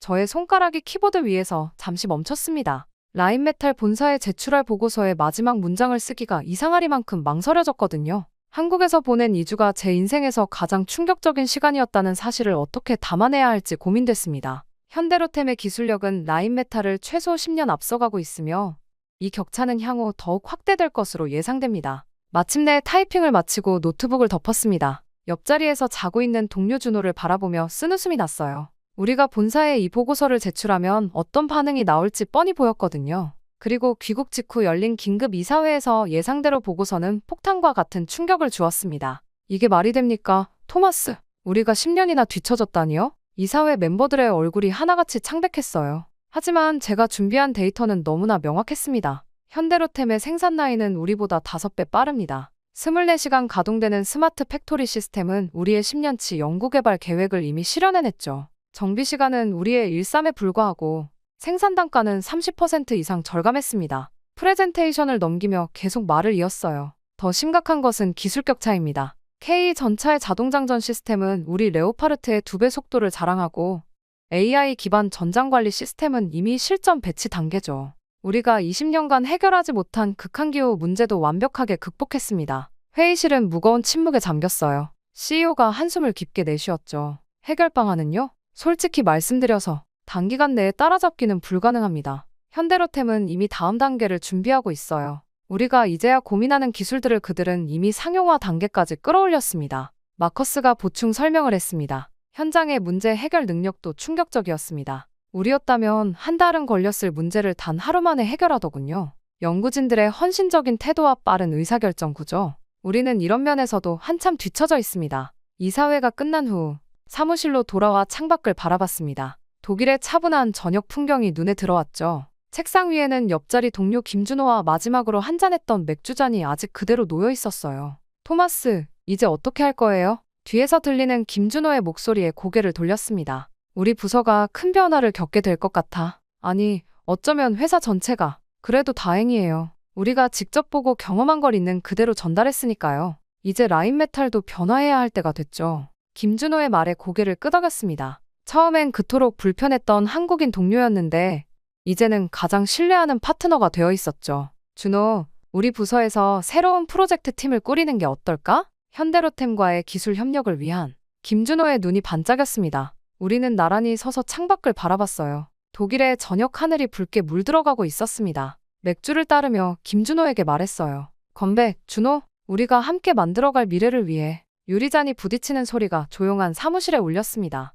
해는 저물고 있었지만 우리의 새로운 여정은 이제 막 시작되려 하고 있었죠. 토마스, 기억나요? 처음에는 서로 말도 잘 안 했었는데. 김준호의 말에 저도 모르게 웃음이 났습니다. 그래, 내가 매일 아침 한국 이야기할 때마다 짜증났었지. 근데 이제는 내가 먼저 한국 얘기를 꺼내고 있잖아. 김준호도 따라 웃었습니다. 우리는 창가에 나란히 서서 라인메탈 본사의 불빛들을 바라봤어요. 수많은 엔지니어들이 아직도 불을 밝히고 일하고 있었죠. 준호야, 고마워. 내가 없었다면 난 아직도 내 편견 속에 갇혀 있었을 거야. 이번 한국 출장이 내 인생의 전환점이 될 것 같아. 저도 감사해요, 토마스. 선입견 없이 모든 걸 열린 마음으로 받아들여 주셔서요. 이제 우리가 진짜 시작이잖아요. 맞습니다. 이제부터가 진짜 시작이었어요. 한국의 기술력과 독일의 전통이 만나 만들어낼 새로운 혁신, 그리고 서로 다른 문화가 부딪혀 탄생할 놀라운 시너지. 우리는 이미 그 가능성을 보았고 그것을 현실로 만들 준비가 되어 있었죠. 사무실 창 너머로 첫 별이 떴습니다.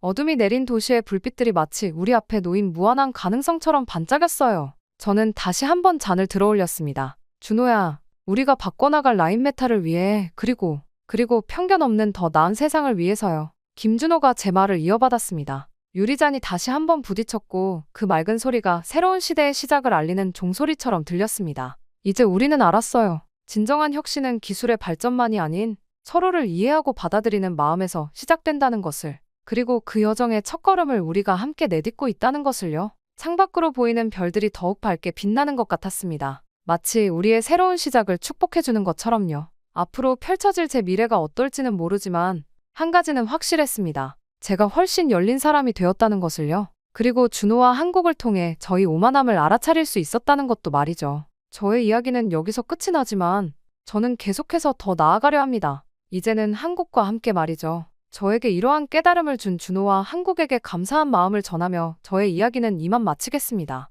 제 이야기를 들어주셔서 감사합니다. 여기 한국이 언니의 죽음을 은폐했다며 언젠가는 한국에 복수할 것이라고 소리치는 영국 최고 의사가 있습니다. 이 여성은 억지로 한국에 끌려갔다가 언니가 겪은 그 비극들을 겪을 뻔했다고 하면서 한국이 갈 때까지 갔다고 소리쳤다고 하는데요. 그녀는 한국에 가서 동료인 한국인 의사에게 충격적인 소식을 듣고는 반년이 넘는 시간 동안이나 영국으로 돌아올 수 없었다고 합니다. 그녀에게 도대체 무슨 일이 있었던 걸까요? 바로 사연 들어보겠습니다. 안녕하세요. 저는 에밀리 테일러입니다. 영국 군 의무감실 소속 군의관이에요. 제 소개를 들으면 한국 사람들이 관심을 보이곤 합니다. 6년 전 한국에서 순직한 사라 테일러 소령의 동생이니까요. 한국에서 일어난 의문의 사고로 언니를 잃은 후 저는 한국이라면 그와 관련된 모든 것을 거부했어요. 그때까지만 해도 누가 알았을까요? 제가 6년 만에 다시 한국을 찾아가게 될 줄을. 그것도 북한 군인들의 이야기를 쫓아서요. 도대체 무슨 일이 있었길래? 하고 궁금해하시는 분들이 많아요. 한국이 제 인생의 전환점이 되었다는 말을 하면 다들 엄청 놀리시죠. 이쯤 되면 제가 어떤 일을 겪은 건지 궁금하실 것 같네요. 그럼 제 이야기를 들려드릴게요. 사건의 시작은 그날로부터 시작되었습니다. 저는 차갑게 내리는 런던의 비를 바라보며 창가에 앉아 있었죠. 군 의무감실의 서류들이 책상 위에 가지런히 정리되어 있었지만 저는 한 장도 손대지 못한 채 멍하니 창밖만 바라보고 있었습니다. 오늘 아침에 받은 파견 명령서 때문이었어요. 테일러 소령, 한국행 파견 명령입니다. 그때 제 상관의 목소리가 아직도 귓가에 맴돌았습니다. 한국, 그 이름을 들을 때마다 가슴 한켠이 무너져 내리는 것 같아요. 저는 6년 전 그 비극을 떠올렸습니다. 순간 눈시울이 붉어졌죠. 그날 제 언니 사라를 잃었으니까요. 아니, 그들이 제 언니를 앗아갔다고 해야 할까요? 에밀리, 이것 좀 봐. 응급봉합은 이렇게 하는 거야. 10살 때부터 언니는 제 선생님이었어요. 아버지의 의학 서적들을 훔쳐다가 저에게 가르쳐주곤 했죠. 언니의 작은 손이 인형에 찢어진 부분을 꿰매는 모습을 아직도 생생히 기억합니다. 그때부터 저희는 꿈을 꾸기 시작했어요. 전장에서 함께 생명을 구하는 꿈을. 에밀리, 넌 내 최고의 파트너가 될 거야. 우리 함께 세상을 구하자. 저는 언니의 그 말을 믿었습니다. 15의 응급처치법을, 18배 기초 수술 기법을 배웠죠. 언니가 의대에 들어갔을 때 저는 고등학교 교과서보다 의학 서적을 더 많이 읽었어요. 그렇게 저희는 함께 성장했습니다. 저는 책상 서랍을 열어 오래된 사진들을 꺼냈어요. 크리스마스 때 함께 찍은 사진, 언니의 군의관 임관식 사진, 제가 의대에 합격했을 때 축하해주던 날의 사진. 모든 순간에 언니는 제 옆에 있었죠. 하지만 이제는 이 차가운 사진들만이 제게 남았네요. 한국은 정말 아름다운 나라야, 에밀리. 다음에는 내가 꼭 와봤으면 좋겠어. 그때 언니가 한 말이 떠올랐습니다. 아름다운 나라라고. 제 눈에는 그저 잔인한 나라일 뿐이었어요. 황해바다에서 언니를 구조하는데 왜 그렇게 시간이 걸렸는지, 왜 잘못된 위치 정보를 전달했는지, 그들의 무능함이 제 언니의 목숨을 앗아갔는데 어떻게 그곳을 아름답다고 할 수 있나요? 2018년 8월 15일, 그날의 일기예보는 맑음이었어요. 하지만 제 인생에서 가장 어두운 날이 될 줄은 아무도 몰랐죠. 지금도 그날만 생각하면 숨이 막힐 것 같아요. 당시 저는 런던 킹스 칼리지 병원 응급실에서 근무하고 있었습니다. 테일러 선생님, 응급실 당직 교대하셔야죠. 그때 동료의 말이 채 끝나기도 전에 제 휴대폰이 울렸어요. 발신자 표시는 MOD였습니다. 영국 국방부. 가슴이 덜컥 내려앉았죠. 국방부에서 직접 거는 전화는 대부분 나쁜 소식이니까요. 에밀리 테일러 씨께 전달드립니다. 사라 테일러 소령이 황해 인근 연합훈련 중 실종되었습니다. 그 순간 주변의 모든 소리가 사라졌어요. 응급실의 분주한 발걸음 소리도, 환자들의 신음소리도 들리지 않았죠. 그저 내 심장이 터질 듯이 뛰는 소리만 들렸습니다. 현재 한국 해군과 영국 해군이 합동 수색 작업을. 더 이상 말을 들을 수가 없었어요. 바로 공항으로 달려갔죠. 다행히 군 관계자가 준비해둔 긴급 항공편이 있었습니다. 12시간의 비행 동안 저는 악몽 같은 현실을 받아들일 수 없었어요. 수색 지역을 넓히고 있습니다만 위치 신호가 잘못 파악된 것 같습니다. 통신 장비의 오작동이. 제가 한국에 도착해서 들은 건 변명뿐이었어요. 제대로 된 설명 하나 없이 그들은 계속해서 책임을 회피했죠. 48시간이 지나고 72시간이 지나고 결국 일주일 후 그들은 수색 종료를 선언했습니다. 미안합니다, 테일러 씨. 이제는 미안하다고요? 그걸로 끝인가요? 제 언니는 그들의 무능함 때문에, 잘못된 위치 정보 때문에, 늦은 구조 때문에 차가운 바다에서 홀로 돌아가셨는데 그저 미안하다는 말 한마디로 끝내겠다고요? 지금도 그날의 기록들을 하나하나 되짚어보면 이해할 수 없는 게 너무 많아요. 왜 처음부터 구조 신호의 위치를 제대로 파악하지 못했는지, 왜 수색 범위 설정이 그토록 잘못되었는지, 모든 게 의문투성이었죠. 언니가 마지막으로 보낸 구조 신호는 정확했어요. 제가 확인했다고요. 그런데 왜 엉뚱한 곳을 수색한 거죠? 장비 오작동이 그게 말이 된다고 생각하시나요? 제가 항의할 때마다 그들은 그저 고개를 숙였을 뿐이에요. 책임자는 나타나지 않았고 진실은 바다에 잠겨버렸죠. 단 한 명도 제대로 된 설명을 하지 않았어요. 에밀리, 이제 돌아가는 게 좋겠어요. 주한 영국 대사관 직원이 저를 말리던 날, 저는 완전히 무너져버렸습니다. 언니의 빈자리를 채우지 못한 채 저는 런던으로 돌아와야만 했어요. 그 후로 6년이 지났지만 시간은 아무것도 치유하지 못했습니다. 여전히 8월이 되면 악몽을 꾸고 바다를 보면 숨이 막혀요. 그리고 한국, 그 이름만 들어도 가슴이 무너져 내립니다. 사라 소령의 희생을 잊지 않겠습니다. 언니의 장례식에서 한국 군 관계자가 한 말이 떠올랐어요. 잊지 않는다고요? 그들은 정말 기억하고 있을까요? 아니면 그저 수많은 사고 기록 중 하나로 파일에 묻어두었을까요? 창밖으로 보이는 런던의 흐린 하늘을 바라보며 생각했습니다. 이제는 제가 그곳에 가서 진실을 찾아야 할 때가 온 것 같아요. 6년 전 그날의 모든 기록을, 모든 진실을, 모든 거짓말을 제 손으로 직접 파헤쳐야만 해요. 그래서 한국을 가겠다고 결심했습니다. 언니, 이번에는 내가 끝까지 갈게. 그날 정말 무슨 일이 있었는지 반드시 밝혀내고 말 거야. 그렇게 한국행 비행기를 타고 인천공항에 내리는 순간 숨이 턱 막혔어요. 6년 만이었죠. 공항의 모습은 많이 달라져 있었어요. 몰라보게 세련된 건축물들과 효율적인 입국 수속 시스템은 놀라울 정도였죠. 하지만 저는 그것들이 빈 껍데기처럼 보였습니다. 그날의 기억만큼은 전혀 변하지 않았으니까요. 순간 저도 모르게 손이 떨려왔어요. 테일러 소령님, 환영합니다. 저는 한국군 의무사령부 소속 김준호 대위입니다. 그때 젊은 장교가 또박또박 영어로 인사를 건넸죠. 그의 친절한 미소가 오히려 저를 불편하게 만들었어요. 6년 전에도 이런 미소를 지으며 저를 맞이했었나요? 그리고 그 미소 뒤에 숨겨진 진실은 무엇이었을까요? 최근 들어 북한군 귀순이 급증하고 있어 의료 지원이 절실한 상황입니다.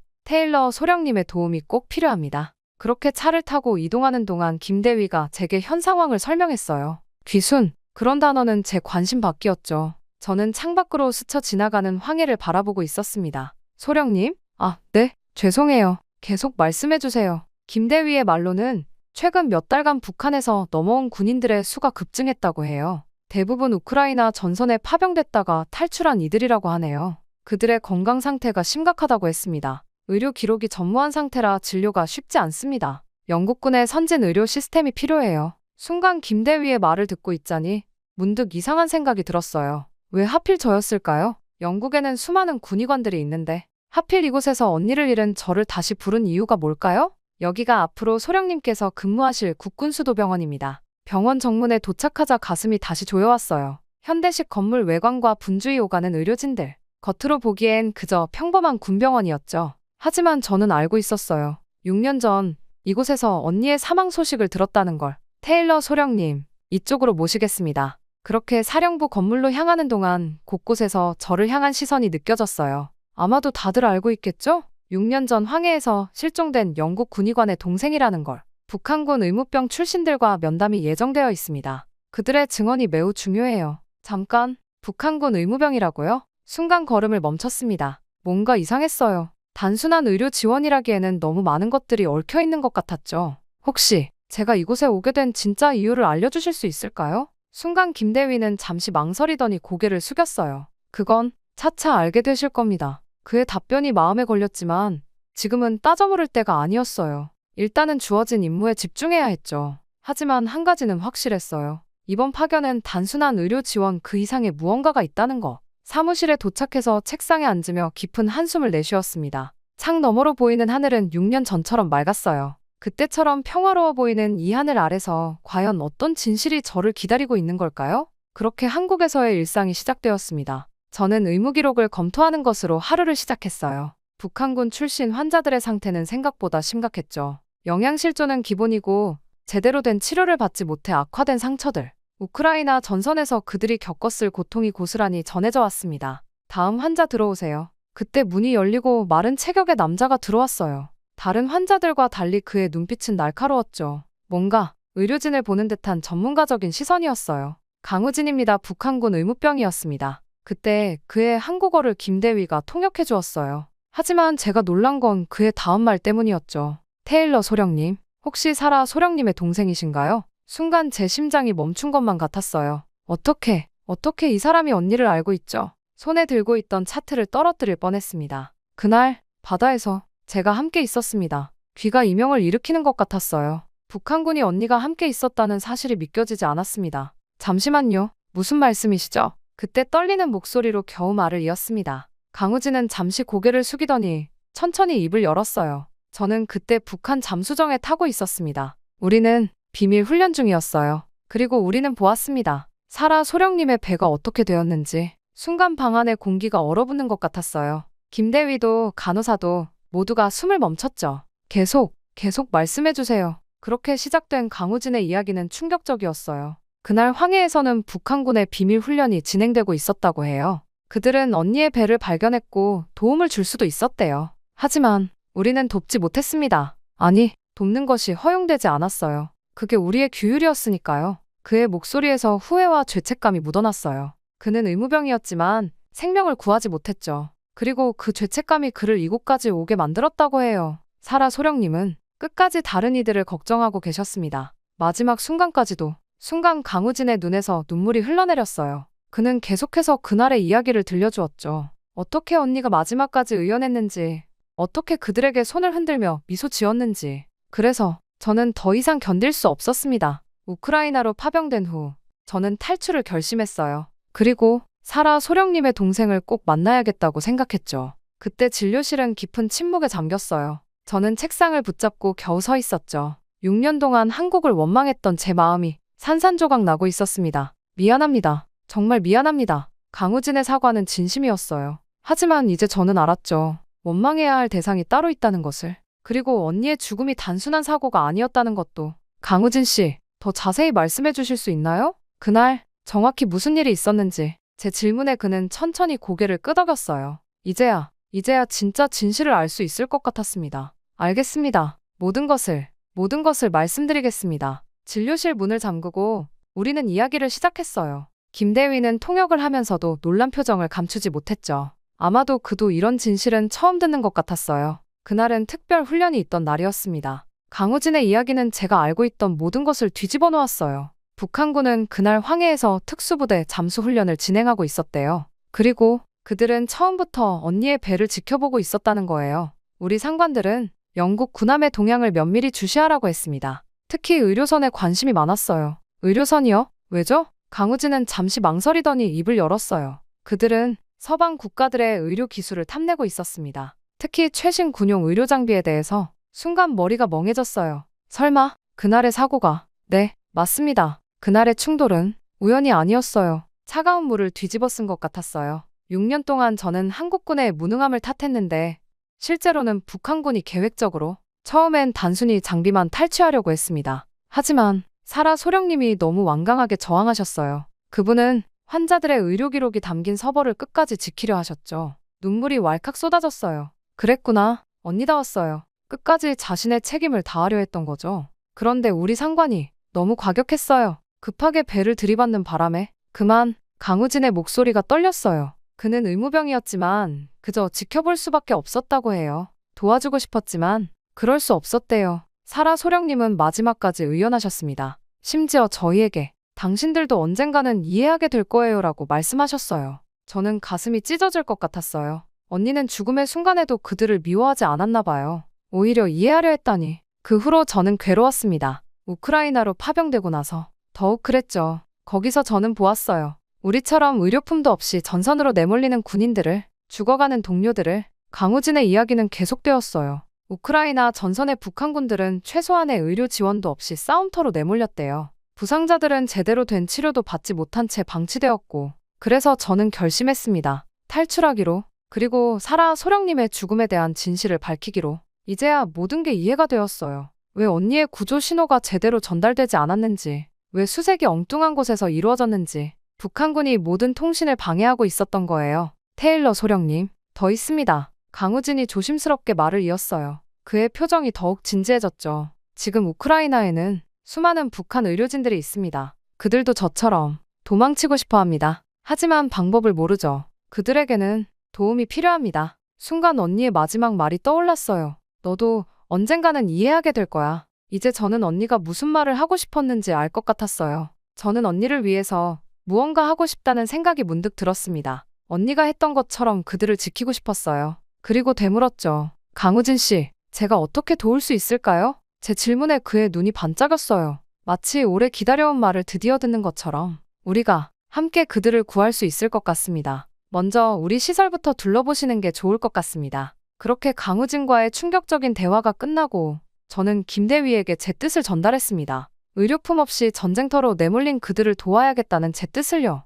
김대위가 조심스럽게 제안했어요. 잠시 병원을 돌아보면서 마음을 정리할 시간이 필요했죠. 지금 계신 이 건물이 저희 메인 의료센터입니다. 그렇게 발걸음을 옮기는 순간 놀라움을 감출 수가 없었어요. 방금 전까지 북한의 열악한 의료 현실에 대한 이야기를 듣다가 완전히 다른 세상을 마주한 것 같았거든요. 이건 저희가 자체 개발한 통합 의료정보 시스템입니다. 모든 환자의 상태가 실시간으로 모니터링되죠. 저는 대형 스크린에 떠있는 생체 데이터들을 보며 자동으로 한숨이 나왔어요. 믿기지 않네요. 이런 시스템이라면 우리가 해볼 수 있을지도 모르겠어요. 무슨 말씀이신가요? 강우진 씨가 말한 그 의료진들. 만약 이들이 이곳에서 새로운 시작을 할 수 있다면 김대위의 표정이 진지해졌어요. 그도 이미 알고 있었던 걸까요? 사실 국군수도병원은 이미 몇몇 탈북 의료진들의 재교육을 진행하고 있습니다. 정말 놀라웠습니다. 제가 편견에 사로잡혀 있는 동안 이곳에서는 이미 그런 일들이 진행되고 있었다니. 이쪽은 저희 스마트 수술센터예요.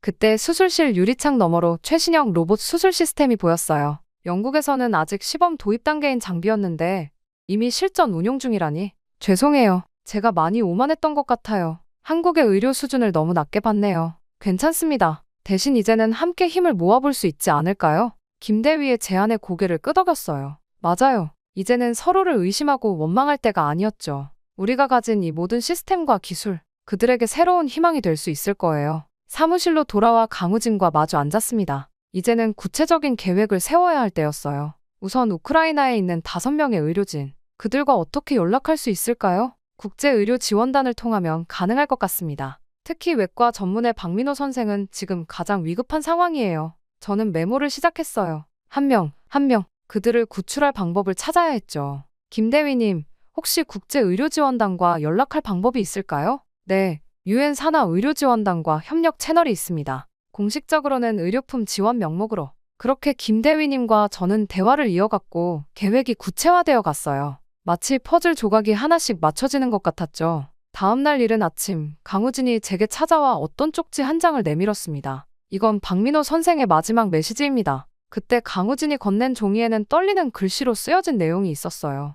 우크라이나 동부 전선에서 온 편지였죠. 오늘도 3명을 잃었다. 모두 20대 초반이었다. 지혈대 하나만 있었어도, 기본적인 항생제만 있었어도 살릴 수 있었을 텐데, 여기선 붕대도 부족해서 군복을 찢어 응급처치를 한다. 이게 정말 21세기의 의료인가? 가슴이 무너져 내리는 것 같았어요. 대부분의 북한군 의무병들은 기초적인 의료품도 없이 전선에 배치됩니다. 심지어 마취제 없이 수술을 해야 하는 경우도. 강우진의 목소리가 떨렸어요. 그도 그런 상황을 직접 겪었겠죠. 실제 상황은 더 끔찍합니다. 부상자가 발생하면 후송 자체가 불가능한 경우가 많아요. 그저 현장에서 동료들이 죽어가는 모습을 지켜볼 수밖에 없죠. 김대위가 노트북을 펼쳤어요. 화면에는 우크라이나 전선의 위성사진이 떴습니다. 이 지역에만 약 50명의 북한 의료진이 배치되어 있는 것으로 파악됩니다. 대부분 강제 파견이에요. 강제로요? 네. 대부분 정치적 성분이 좋지 않다는 이유로 선발됐죠. 전선에서 충성을 증명하라는 명목으로. 책상 위에 놓인 자료들을 하나씩 넘겨보았어요. 사진 속에는 완전히 지쳐 보이는 의료진들의 모습이 담겨 있었죠. 너무나 젊은 얼굴들이었어요. 이분들은 의대를 나온 전문의들인가요? 네. 평양의대 수석 졸업생도 있고 함흥의대에서 소아과를 전공한 분들도 있어요. 하지만 여기서는 그저 총알바지로 취급될 뿐입니다. 순간 머리가 울렸어요. 언니가 그토록 지키려 했던 USB 속 자료가 떠올랐죠. 그녀는 이미 이런 상황을 알고 있었던 거예요. 여기 보세요. 강우진이 지도를 가리켰어요. 이 지역에서만 지난달에 15명의 의료진이 사망했습니다. 전투가 아닌 기본적인 보호장비도 없이 전염병 환자들을 치료하다가 말을 잇지 못하는 그의 눈에 눈물이 고였어요. 아마도 동료들이었겠죠. 더 이상은 이렇게 보낼 수 없어요. 그들도 의사입니다. 생명을 살리기 위해 공부한 의사라고요. 저도 모르게 책상을 꽉 쥐었어요. 이런 비극을 어떻게 그냥 둘 수 있을까요? 여기 있는 첨단 장비들, 충분한 의료품들, 우리가 가진 이 모든 것들이 그들에겐 그저 꿈일 뿐이에요. 김대위의 말에 고개를 끄덕였습니다. 맞아요. 이제는 행동해야 할 때예요. 함께 계획을 더 구체화해봐요. 어떻게 하면 그들을 안전하게 데려올 수 있을까? 창밖은 이미 어두워져 있었지만 우리의 논의는 계속되었어요. 한 명이라도 더 구하기 위해 우리는 밤을 새워가며 계획을 세웠습니다. 언니, 이제야 알 것 같아요. 왜 그렇게 필사적이었는지. 그들을 반드시 구해내겠습니다. 병원 회의실에 모인 사람들의 표정이 무거웠어요. 강우진이 전해준 우크라이나의 북한 의료진들. 그들을 도울 수 있는 방법을 찾기 위해 머리를 맞댔죠. 쉽지 않은 일이에요. 김대위의 말에 모두가 고개를 끄덕였습니다. 하지만 불가능한 것만은 아니었어요. 국제협력과의 이영주 과장이 제시한 방법들 중에는 희망적인 것들이 있었거든요. WHO와 UN 산하 의료지원 프로그램들, 국제의료지원단과의 협력을 할 수 있을 것 같았습니다. 하나하나 검토해 가다 보니 조금씩 가능성이 보이기 시작했어요. 북한 의료진들에게 안전하게 구호물품과 의료물품을 나눠줄 수 있는 길이 조금씩 보이기 시작했죠. 북한 의료진들에게 손을 내밀 수 있는 방법. 우리는 그날 밤 늦게까지 그 희망을 찾아 이야기를 나눴습니다. 창밖의 별들을 바라보며 생각했어요. 언니, 우리가 찾은 이 작은 가능성이 그들에게 희망이 될 수 있겠지? 제가 천천히 하지만 포기하지 않고 해내볼게. 이게 정말 가능했던 일이라니. 시간이 흐르며 제 다짐은 현실이 되어가고 있었습니다. 정말로 국제협력을 통해 북한군에게 도움의 손길이 닿기 시작했거든요. 김대위가 건넨 현장 보고서를 읽으며 저는 감탄이 절로 나왔어요. 우크라이나에 파견된 한국 군의관들의 활동 내용이었죠. 처음에는 그저 적십자 표시만 보고 도움을 요청했대요. 북한군 부상자들이. 그때 강우진이 설명을 이어갔어요. 전투 중 부상당한 북한군 병사들이 한국의료지원단의 야전 병원을 찾아왔다고 했습니다. 당장 치료가 필요한 상황이었지만 자신들의 의무병에게서는 제대로 된 치료를 받을 수 없었대요. 우리 의료진들이 그들을 거절할 리 없었죠. 현장 사진들을 하나씩 넘겨보았어요. 한국 군의관들이 북한군 부상자들을 치료하는 모습, 국적을 초월한 의술의 현장이었죠. 이 사진 보세요. 이분이 이성준 중령님이에요. 복부 관통상을 입은 북한군 병사의 긴급 수술을 집도하고 계시네요. 최신 의료 장비와 숙련된 의술로 무장한 한국 의료진들. 그들의 헌신적인 노력 덕분에 수많은 생명을 구할 수 있었다고 해요. 처음에는 경계했대요. 적군한테 치료받는다는 게 믿기지 않았던 거죠. 하지만 시간이 지날수록 보고서에 따르면 소문이 퍼지기 시작했다고 해요. 한국 의료진들에게 가면 살 수 있다는, 그들은 적과 아군을 가리지 않는다는. 여기 보세요. 북한군 의무병들도 우리 의료진들에게 배우기 시작했어요. 기본적인 응급처치법부터 최신 의료기술까지.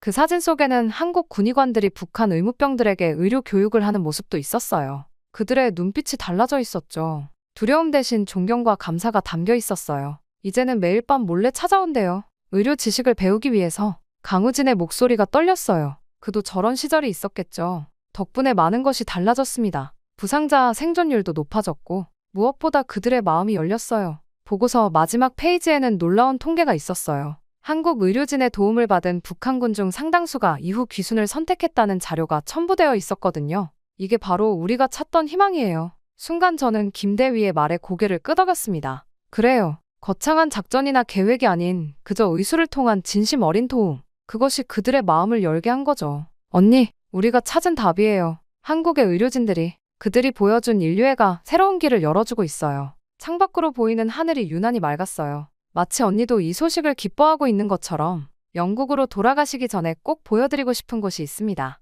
김대위를 따라 도착한 곳은 국군수도병원 신관 3층이었어요. 사라 테일러 국제의료지원센터? 현관에 걸린 명패를 보는 순간 눈시울이 붉어졌어요. 지난 6개월 동안의 성과입니다. 그렇게 안으로 들어서자 수십 명의 의료진들이 바쁘게 움직이고 있었어요. 그들 중에는 낯익은 얼굴들도 보였죠. 우크라이나에서 만났던 북한 출신 의료진들이었어요. 이곳에서 현재 15명의 북한 출신 의료진들이 재교육을 받고 있습니다. 그리고 곧 10명이 더 합류할 예정이에요. 처음 이곳에 왔을 때 제 모습이 떠올랐어요. 한국을 향한 분노와 원망으로 가득 찼었는데 지금은 모든 게 달라졌네요. 테일러 소령님, 그때 강우진이 다가왔어요. 그는 이제 이곳의 교육 담당 부장이 되어 있었죠. 덕분에 많은 것이 변했습니다. 우리가 새로운 삶을 시작할 수 있게 되었어요. 그의 말에 고개를 저었어요. 아니에요. 이 모든 건 한국 의료진들의 헌신 덕분이에요. 제가 오히려 배웠죠. 진정한 의술이 무엇인지, 인류애가 무엇인지. 창밖으로 보이는 서울의 전경이 눈부셨어요.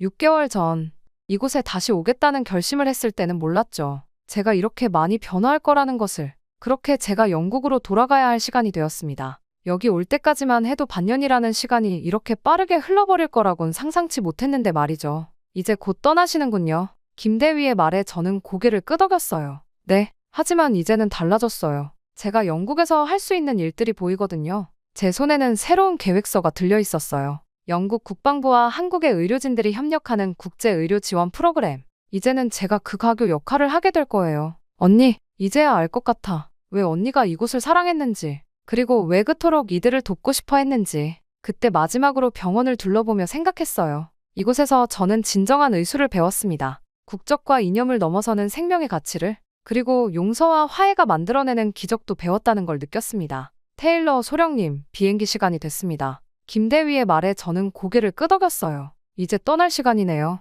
6개월이라는 시간 동안 저는 너무나 많은 것을 배웠습니다. 그렇게 영국행 비행기를 타면서 한국에서 있었던 일들을 되돌아보았어요. 생각보다 한국은 제게 너무나 많은 것을 선물해 주었다는 생각이 들었어요. 먼저 선입견이 얼마나 위험한 것인지에 대한 깨달음을 주었습니다. 한국에서 여러 경험을 하면서 한국의 의료 시스템을 무시했던 제가 부끄러웠어요. 그들은 이미 세계 최고 수준의 의술을 가지고 있었고 그것을 인류애적 목적으로 사용하고 있었으니까요. 또 진정한 의술이란 무엇인지 알게 되었어요. 그저 병을 고치는 게 아니라 마음까지 치유하는 것. 한국 의료진들이 보여준 헌신과 사랑은 국경도 이념도 뛰어넘는 것이었죠. 특히 국군수도병원의 의료 정보와 시스템과 응급의료체계는 영국으로 돌아가서도 적용해 볼 만한 가치가 있다고 생각합니다. 또한 국제협력을 통한 의료 지원 시스템의 운영 방식도 매우 인상적이었습니다. 한국의 군 의료진들이 보여준 전문성과 헌신은 제 편견을 완전히 바꾸어 놓았습니다. 그들의 신속하고 정확한 의료 지원은 많은 생명을 구했고,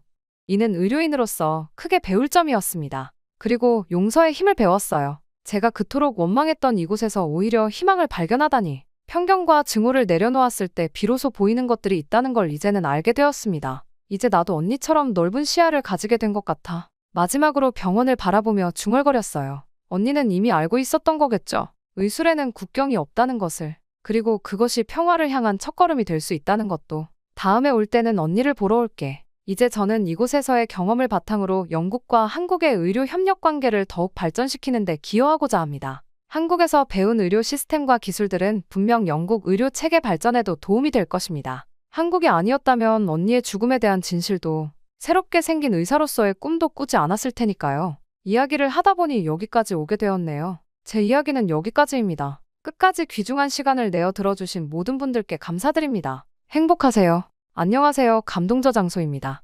저희가 정말 괜찮은 기업을 소개해드리려고 하는데요. 바로 KS 오토플랜이라는 회사입니다. 사회 취약계층분들을 위해서 선한 영향력을 펼치고 있는 건 물론 이번에 구독자님들에게 저렴한 가격으로 차량을 구매하실 수 있게 타임 특가를 준비했다고 하는데요. 소렌토, 스포티지가 월 25만 원이라면 믿겨지십니까? 취득세, 자동차세, 정비비용, 보험료까지 모두 KS 오토플랜에서 책임지니 월 저렴한 비용만 내시고 차량을 이용하시면 됩니다. 차량 구매부터 기존 차량 처리까지 원스톱으로 도와드리고 있습니다. 저희 KS 오토플랜은 항상 고객님께 듣고 고객님으로부터 답을 찾아 고객님께 돌려드리겠습니다. 구독자 전용 이벤트 진행 중이니 놓치지 말고 고정 댓글을 확인해주세요. 한국인들은 다른 이들을 무시하기만 하고 예의가 없어. 절대 태국으로 오게 해서는 안 돼. 사회학이야. 여기 한국인들은 동남아인들을 무시하며 무례하다고 분노하는 한 태국 여성이 있습니다. 하지만 이 여성은 한 영상을 보고는 큰 충격을 받고 마는데요.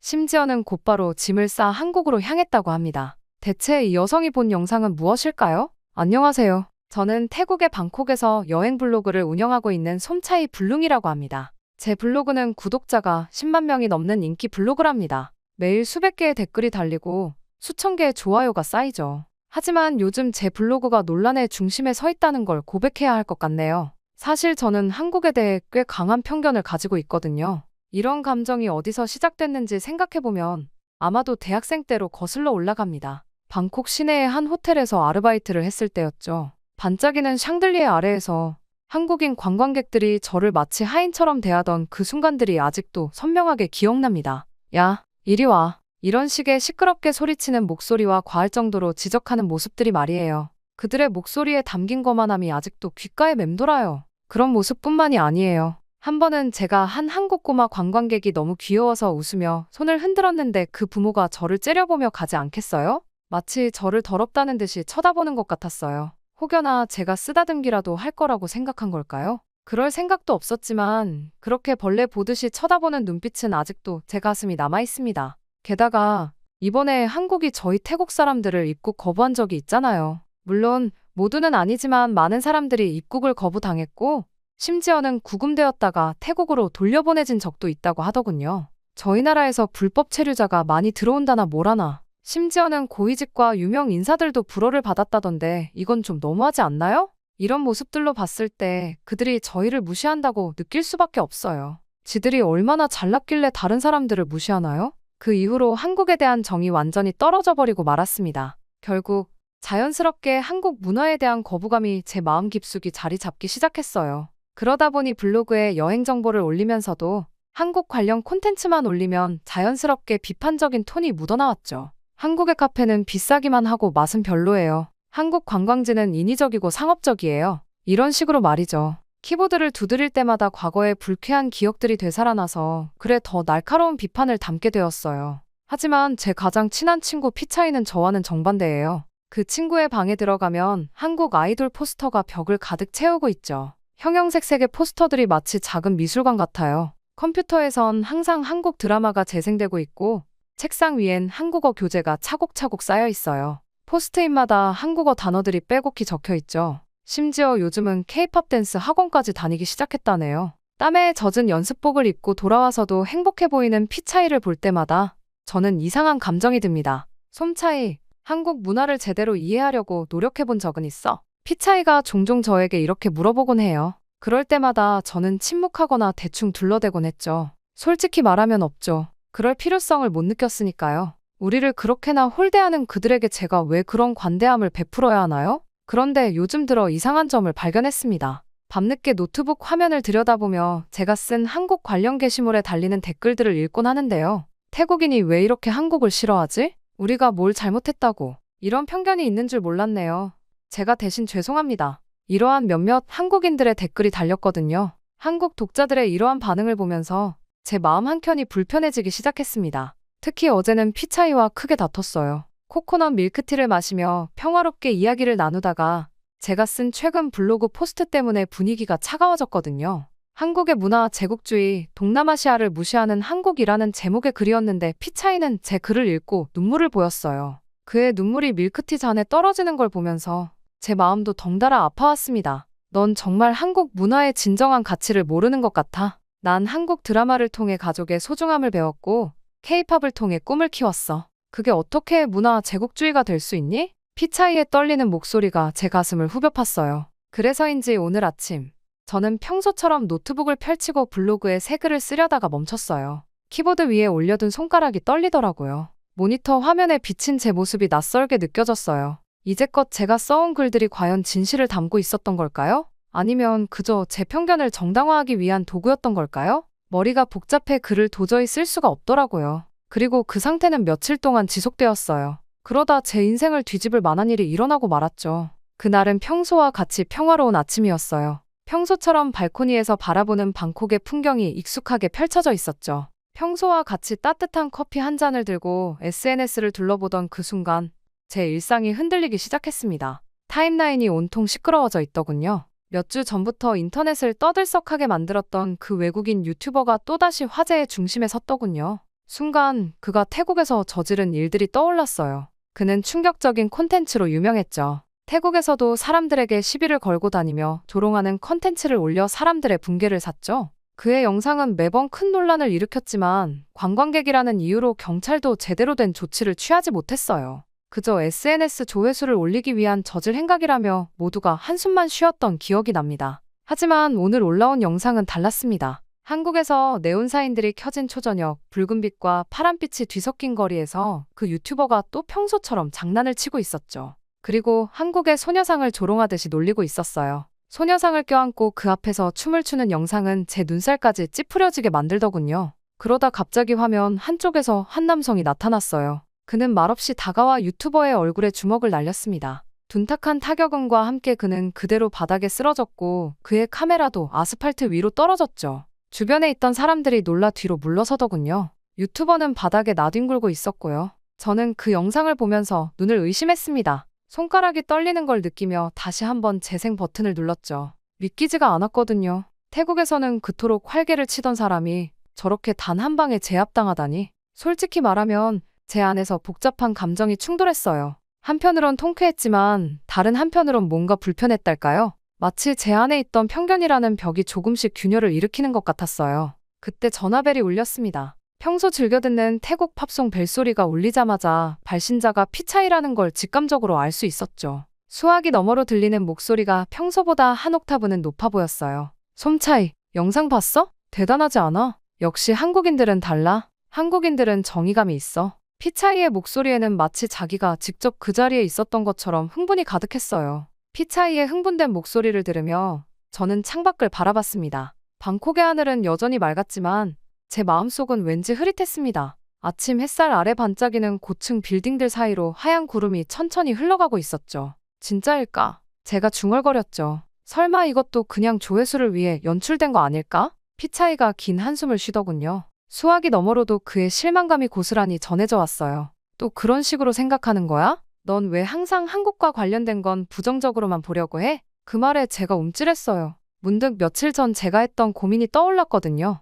제 안의 편견에 대해 생각해보겠다고 다짐했었는데 그새 또 고개를 들고 있는 제 선입견을 마주하니 부끄러워졌어요. 그 영상은 순식간에 퍼져나갔어요. 마치 방콕의 소나기처럼 빠르게요. 태국의 SNS는 물론이고 한국의 뉴스에서도 다뤄졌다고 하더군요. 댓글들을 읽어보니 한국인들의 반응이 인상적이었어요. 당연한 일을 했을 뿐이다. 가슴 아픈 역사를 희롱하는 걸 그냥 둘 수는 없었다. 우리나라에서 그런 짓을 하면 안 된다는 걸 보여줘야 한다. 이런 의견들이 대부분이었죠. 그들의 댓글에는 분노보다는 당연함이, 흥분보다는 차분함이 묻어 있었어요. 게다가 다른 나라 사람들의 댓글도 대단했어요. 속이 다 시원하다. 징병제가 있는 나라는 다르구나. 등등의 한국인의 행동을 칭찬하고 응원하는 댓글들이 달리고 있었거든요. 심지어 그 중에는 태국인도 있었어요. 창가에 기대앉아 이제는 식어버린 커피잔을 만지작거리며 저는 깊은 생각에 잠겼습니다. 저녁 노을이 도시를 붉게 물들이는 가운데 왜 저는 자꾸 의심하려고 했을까요?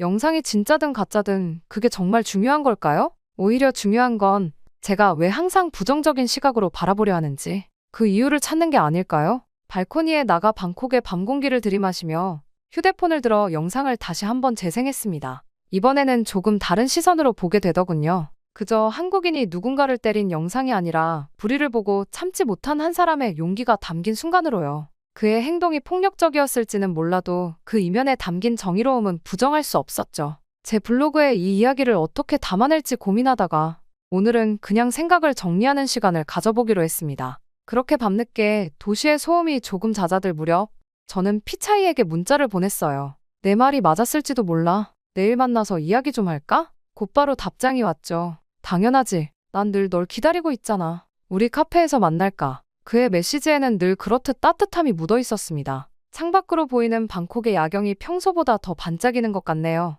수많은 빛들이 마치 별처럼 빛나고 있어요. 어쩌면 내일 제 시선도 조금은 더 밝아질 수 있지 않을까요? 이제 슬슬 자야겠어요. 하지만 오늘 밤 제 꿈속에는 분명 서울의 거리가 등장할 것 같은 예감이 듭니다. 그리고 다음 날 저는 피차이를 만났습니다. 피차이가 저에게 꼭 보여줄 것이 있다며 저희 집으로 오겠다고 하더군요. 도착한 피차이는 젖은 신발을 벗어 한쪽에 놓고 곧장 노트북을 꺼내 항공권 예약 사이트를 보여주었어요. 청색과 흰색이 어우러진 화면에는 이번 달 말 서울행 특가 항공권이 반짝이고 있더군요. 아침 일찍 출발하는 비행기였는데 평소 가격에 반값도 안 되는 특가였죠. 피차이의 목소리에는 설렘이 가득했고 그의 젖은 머리카락에서 떨어지는 물방울마저도 기쁨에 들떠 보였습니다. 게다가 15인치 노트북 화면에 띄워진 엑셀 시트를 보고 저는 깜짝 놀랐어요. 파스텔 톤으로 색깔 구분이 된 날짜별, 시간대별 일정표는 마치 전문 여행사의 플래너 같았습니다. 분홍색으로 표시된 맛집 리스트, 하늘색으로 채워진 쇼핑 장소들, 연두색으로 구분된 관광지까지, 심지어 노란색으로 강조된 지하철 노선도까지 있었어요. 구글 지도와 연동된 동선 계획, 예상 소요 시간, 각 장소의 운영 시간까지 꼼꼼하게 정리되어 있었죠. 그러면서 저에게 함께 여행을 가자고 이야기를 하더군요. 작은 책상 위에 마주 앉아 여행 계획을 보는 동안 묘한 감정이 제 마음을 채웠어요. 형광등 불빛 아래에서 반짝이는 피차이의 눈동자에는 순수한 기대감이 가득했습니다. 이렇게 열심히 준비한 친구의 모습에 감동도 됐지만 한편으로는 여전히 의심이 들었어요. 그 영상 속 정의로운 한국인의 모습이 진짜일까? 아니면 그저 잘 만들어진 연출일까? 이런 생각들이 습한 공기처럼 제 머릿속을 맴돌았습니다. 오후에 빛이 점점 저물어가는 동안 피차이는 호텔 위치부터 시작해서 방문할 장소들, 인생샷을 건질 수 있는 포토존까지 세세하게 설명했어요. 삼성동의 깔끔한 비즈니스 호텔, 북촌의 한옥 카페들, 홍대의 젊은 거리, 강남의 번화가까지 모두 말이죠. 하지만 제 머릿속에서는 이미 다른 계획들이 소용돌이치고 있었어요. 한국인들의 진짜 모습을 어떻게 포착할 수 있을지, 그들의 허상을 어떻게 깨부술 수 있을지에 대한 생각들이었죠. 아직은 한국에 대한 편견이 남아있었으니까요. 그렇게 어스름한 저녁이 되어서야 피차이가 돌아갔습니다. 그녀를 배웅하고 책상으로 돌아와 항공권을 예약하면서 제 가슴 한켠에서 이상한 감정이 수련처럼 피어올랐어요. 설렘일까요? 불안일까요? 아니면 제 확신이 흔들리기 시작하는 걸까요? 창밖으로 보이는 방콕의 밤하늘에는 구름이 걷혔지만 도시의 불빛에 가려 별은 보이지 않았어요. 어쩐지 서울의 밤하늘은 어떨지, 그곳에선 별이 보일지 궁금해지더군요. 그렇게 시간이 흘러 피차이와 함께 인천국제공항에 도착했을 때의 첫인상은 아직도 선명합니다. 높은 천장, 반짝이는 유리창, 깔끔하게 정리된 공간. 방콕 수완나푼 공항과는 사뭇 다른 분위기였어요. 입국장을 빠져나오는 동안 제 마음은 여전히 경계심으로 가득했지만 피차이의 들뜬 목소리가 계속해서 제 귓가를 울렸습니다. 아침 일찍 도착한 공항철도를 타고 서울로 향하는 동안 창밖으로 펼쳐지는 풍경이 낯설면서도 묘하게 친숙했어요. 높은 아파트들, 깔끔한 도로, 그리고 곳곳에 심어진 나무들. 피차이는 이미 지도 앱을 켜고 오늘의 일정을 확인하고 있었지만 저는 그저 창밖을 바라보며 생각에 잠겼습니다. 첫 목적지는 명동이었습니다. 아직 이른 시간이었지만 거리는 이미 활기찼어요. 피차이는 마치 이곳이 자기 동네인 것처럼 자신만만하게 앞장섰죠. 이쪽으로 가면 유명한 화장품 가게가 있어. 저기 분식집이 맛있대. 하지만 저는 그저 마지못해 따라갔을 뿐이었어요. 화려한 간판들과 북적이는 인파 사이에서 제 눈은 자꾸 불편한 순간들만 포착하려 했습니다. 그런데 첫 번째 충격적인 일은 뜻밖의 순간에 찾아왔어요. 복잡한 골목길에서 길을 잃었을 때였죠. 피차이가 들고 있던 지도는 갑자기 먹통이 됐고 우리는 낯선 거리 한복판에서 방황하고 있었습니다. 그때 한 중년 여성이 다가왔어요. 어디 가려고 하시나요? 따뜻한 미소와 함께 건넨 말에 저는 순간 긴장했습니다. 하지만 그분은 천천히 그리고 친절하게 길을 설명해 주셨어요. 심지어 가야 할 방향까지 직접 손으로 가리키며 알려주시더군요. 이후 점심시간에는 작은 분식집에서 또 일이 일어났죠. 처음에는 메뉴판을 보며 망설이고 있었는데 할머니께서 직접 오셔서 하나하나 설명해 주셨어요. 이건 매워요. 이건 처음 오신 분들이 좋아하시더라고요. 하시면서요. 음식이 나왔을 때는 젓가락 사용법까지 보여주시며 마치 손주를 대하듯 따뜻하게 대해주셨습니다. 오후에 탄 지하철에서는 또 다른 장면을 목격했습니다. 무거운 캐리어를 끌고 있던 외국인 관광객 가족을 향해 교복 입은 학생들이 자리에서 일어나 양보하는 모습이었죠. 단순히 자리를 비워주는 것뿐만이 아니었어요. 캐리어를 들어주고 목적지까지 어떻게 가야 하는지 영어로 설명해주는 모습까지. 그들의 자연스러운 친절에 저도 모르게 마음이 조금씩 흔들리기 시작했습니다. 지하철역에서 본 작은 감동도 잊을 수가 없습니다. 수많은 사람들이 오가는 출근 시간이었는데도 한 노인분이 계단 앞에서 망설이시는 걸 본 젊은이들이 즉시 달려가 도와드리는 모습이었죠. 그것도 한 명이 아닌 여러 명이 말입니다. 마치 약속이라도 한 듯이 자연스럽게 말이에요. 더 놀라웠던 건 그분들의 표정이었어요. 귀찮아하거나 어색해하는 기색 없이 그저 당연하다는 듯한 표정으로 도와드리는 모습에서 깊은 감동을 받았습니다. 하지만 그 중에서도 가장 큰 충격은 저녁 무렵 들른 카페에서 일어났습니다. 조용한 분위기 속에서 커피를 마시고 있는데 갑자기 취기가 오른 듯한 남성이 들어왔습니다. 그는 외국인 관광객들이 앉아있는 테이블로 다가가 큰 소리로 말을 걸기 시작했어요. 불쾌한 분위기가 감지되는 순간이었죠. 제 손에 든 카메라가 움직였어요. 드디어 제가 찾던 장면이 나타났다고 생각했거든요. 하지만 그 다음 순간 예상치 못한 일이 벌어졌습니다. 주변 테이블에 있던 손님들이 하나둘씩 일어났어요. 카페 직원뿐만 아니라 일반 시민들도 나서서 그 취객을 제지하기 시작했죠. 손님, 이러시면 안 됩니다. 경찰에 신고하겠습니다. 하는 단호한 목소리들이 들려왔죠. 결국 그 취객은 사과를 하고 카페를 나갔습니다. 그렇게 카페에서 마주친 정의로운 시민들의 모습 이후 거리를 걸으니 더 많은 것들이 눈에 들어오기 시작했습니다. 횡단보도 앞에서 휠체어를 탄 분이 지나갈 때까지 모두가 자연스럽게 기다려주는 모습, 관광객이 사진을 찍으려 하면 자연스럽게 비켜주거나 대신 사진을 찍어주겠다고 먼저 나서는 친절까지. 이런 작은 배려들이 모여 도시 전체의 분위기를 만들어내고 있었던 거죠. 늦은 저녁, 피곤해 지친 발걸음으로 식당을 찾았을 때였어요. 주문한 음식이 나오기 전 주인 아주머니께서 따뜻한 차를 무료로 내어주시며 많이 피곤해 보이네요. 이거 드시고 좀 쉬다가 드세요. 라고 말씀해 주셨죠. 그 따뜻한 배려에 갑자기 코끝이 찡해졌어요. 음식을 먹는 내내 우리를 살뜰히 챙겨주시던 모습 떠나기 전 내일은 비가 온대요. 우산 챙기세요. 라며 걱정해주시던 말씀. 그저 장사하는 곳이 아닌 정말 손님을 가족처럼 대하는 마음이 느껴졌습니다. 그렇게 식사가 나왔을 때 저는 깜짝 놀라고 말았습니다. 엄청난 가짓수의 반찬과 음식들이 나왔거든요. 김치찌개라는 음식은 처음에는 걱정이 되었지만 먹어보니 이제껏 제가 먹어본 어느 스프보다 말이 있었고 불고기는 달달하니 제 입맛에 딱 맞았어요. 먹는 음식들마다 저를 황홀하게 만들더군요. 저의 그런 모습을 보며 피차이는 웃음이 터지기도 했답니다. 그렇게 식사가 마무리되어갈 무렵 저는 피차이와 이야기를 나눴습니다. 한국은 내가 생각한 모습과는 정말 달라. 모두가 우리를 무시할 거라고 생각했는데. 그러자 피차이는 미소를 지으며 저에게 말했어요. 드디어 마음이 열린 것 같네. 그게 한국의 매력이야. 너도 곧 나처럼 빠지게 될걸? 그런 피차이의 능청스러움에 저는 웃음이 터지고 말았어요. 그렇게 저희는 함께 즐거운 식사를 하며 밖을 쳐다보았죠. 밖으로 보이는 서울의 야경은 정말로 아름다웠어요. 이제는 모든 것들이 긍정적으로만 보이더군요. 오히려 더 있고 싶을 정도였어요. 그렇게 맛있는 식사를 하고 돌아가는 골목길에서 마주친 작은 가게들의 정직함도 감동적이었습니다. 거스름돈을 실수로 더 주셨던 할아버지가 한참을 뛰어나와 우리를 찾으셨던 일. 물건 값을 깎아주시며 관광객한테 바가지 씌우면 안 되지 라고 말씀하시던 아주머니. 이런 순수한 마음들이 모여 하나의 문화를 이루고 있다는 게 놀라웠습니다. 그리고 무엇보다 인상 깊었던 건 도심 한복판의 첨단 기술과 전통이 공존하는 모습이었어요. 현대적인 빌딩 숲 사이로 고즈넉한 고궁이 자리 잡고 최신식 카페 옆에 수십 년 된 국수집이 있는 풍경.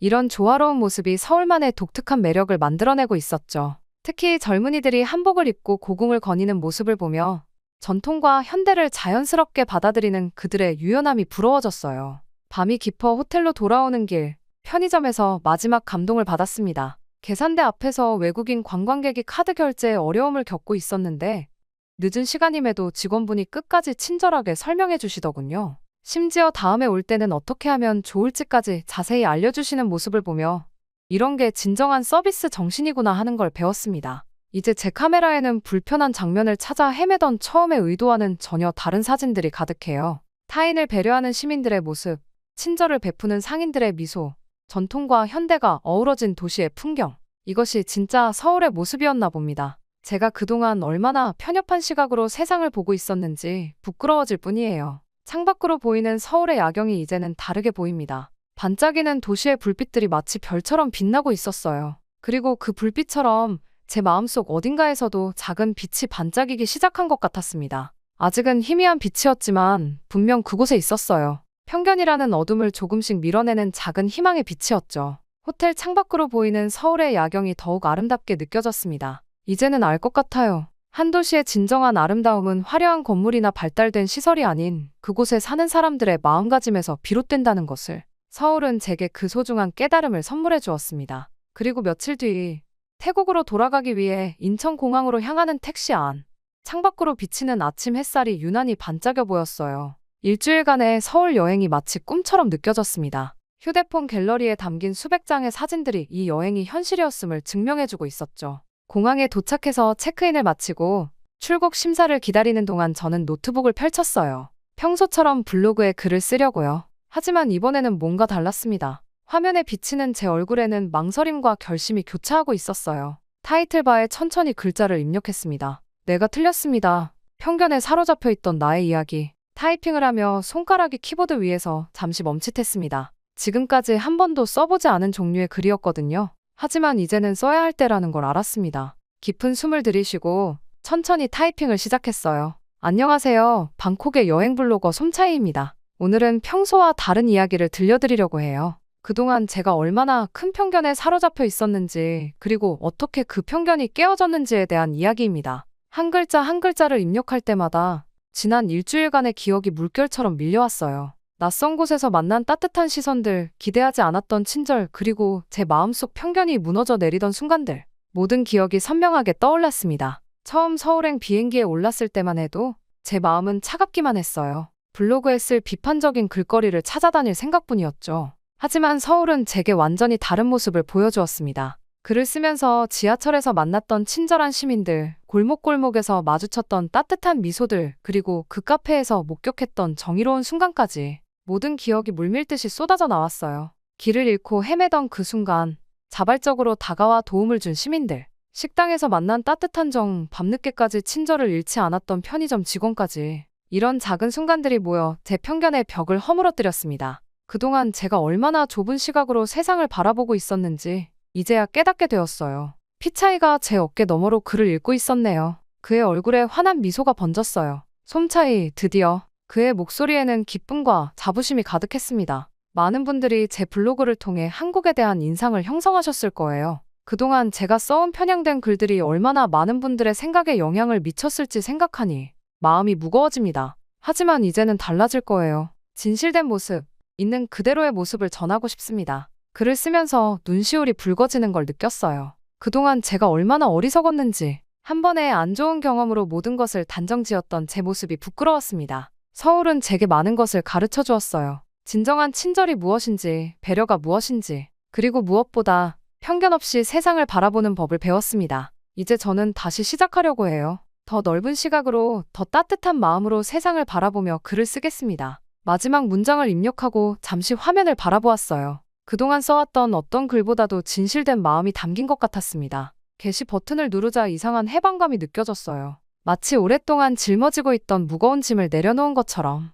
옆자리에서 이를 지켜보던 피차이가 환하게 웃으며 말했어요. 다음엔 제주도도 가보자. 거기도 정말 멋진 곳이래. 그의 말에 저도 진심으로 미소 지을 수 있었습니다. 그래, 이번에는 정말 좋은 추억을 만들어보자. 비행기를 기다리며 휴대폰을 확인했는데 벌써 댓글이 달리기 시작했더군요. 솔직한 고백 감동적이에요. 저도 비슷한 편견이 있었는데 다시 한번 생각해보게 되네요. 용기 있는 글 써주셔서 감사합니다. 창밖으로 비행기들이 이륙하는 모습이 보였어요. 활주로를 달리다가 서서히 하늘로 올라가는 모습이 마치 제 마음이 편견이라는 무게를 벗어던지고 자유롭게 날아오르는 것 같았습니다. 피차이가 제 노트북을 살며시 닫아주었어요. 이제 귀국편 비행기 탈 시간이야. 수많은 여행객들 사이로 천천히 걸어가면서 문득 이번 여행이 단순한 관광이 아닌 제 인생의 전환점이 될 것 같다는 생각이 들었습니다. 비행기에 올라 창가에 앉아 이륙을 기다리는 동안 서울에서의 마지막 밤이 떠올랐어요. 반짝이는 도시의 불빛들, 따뜻했던 사람들의 미소, 그리고 제 마음속에 새겨진 소중한 깨달음.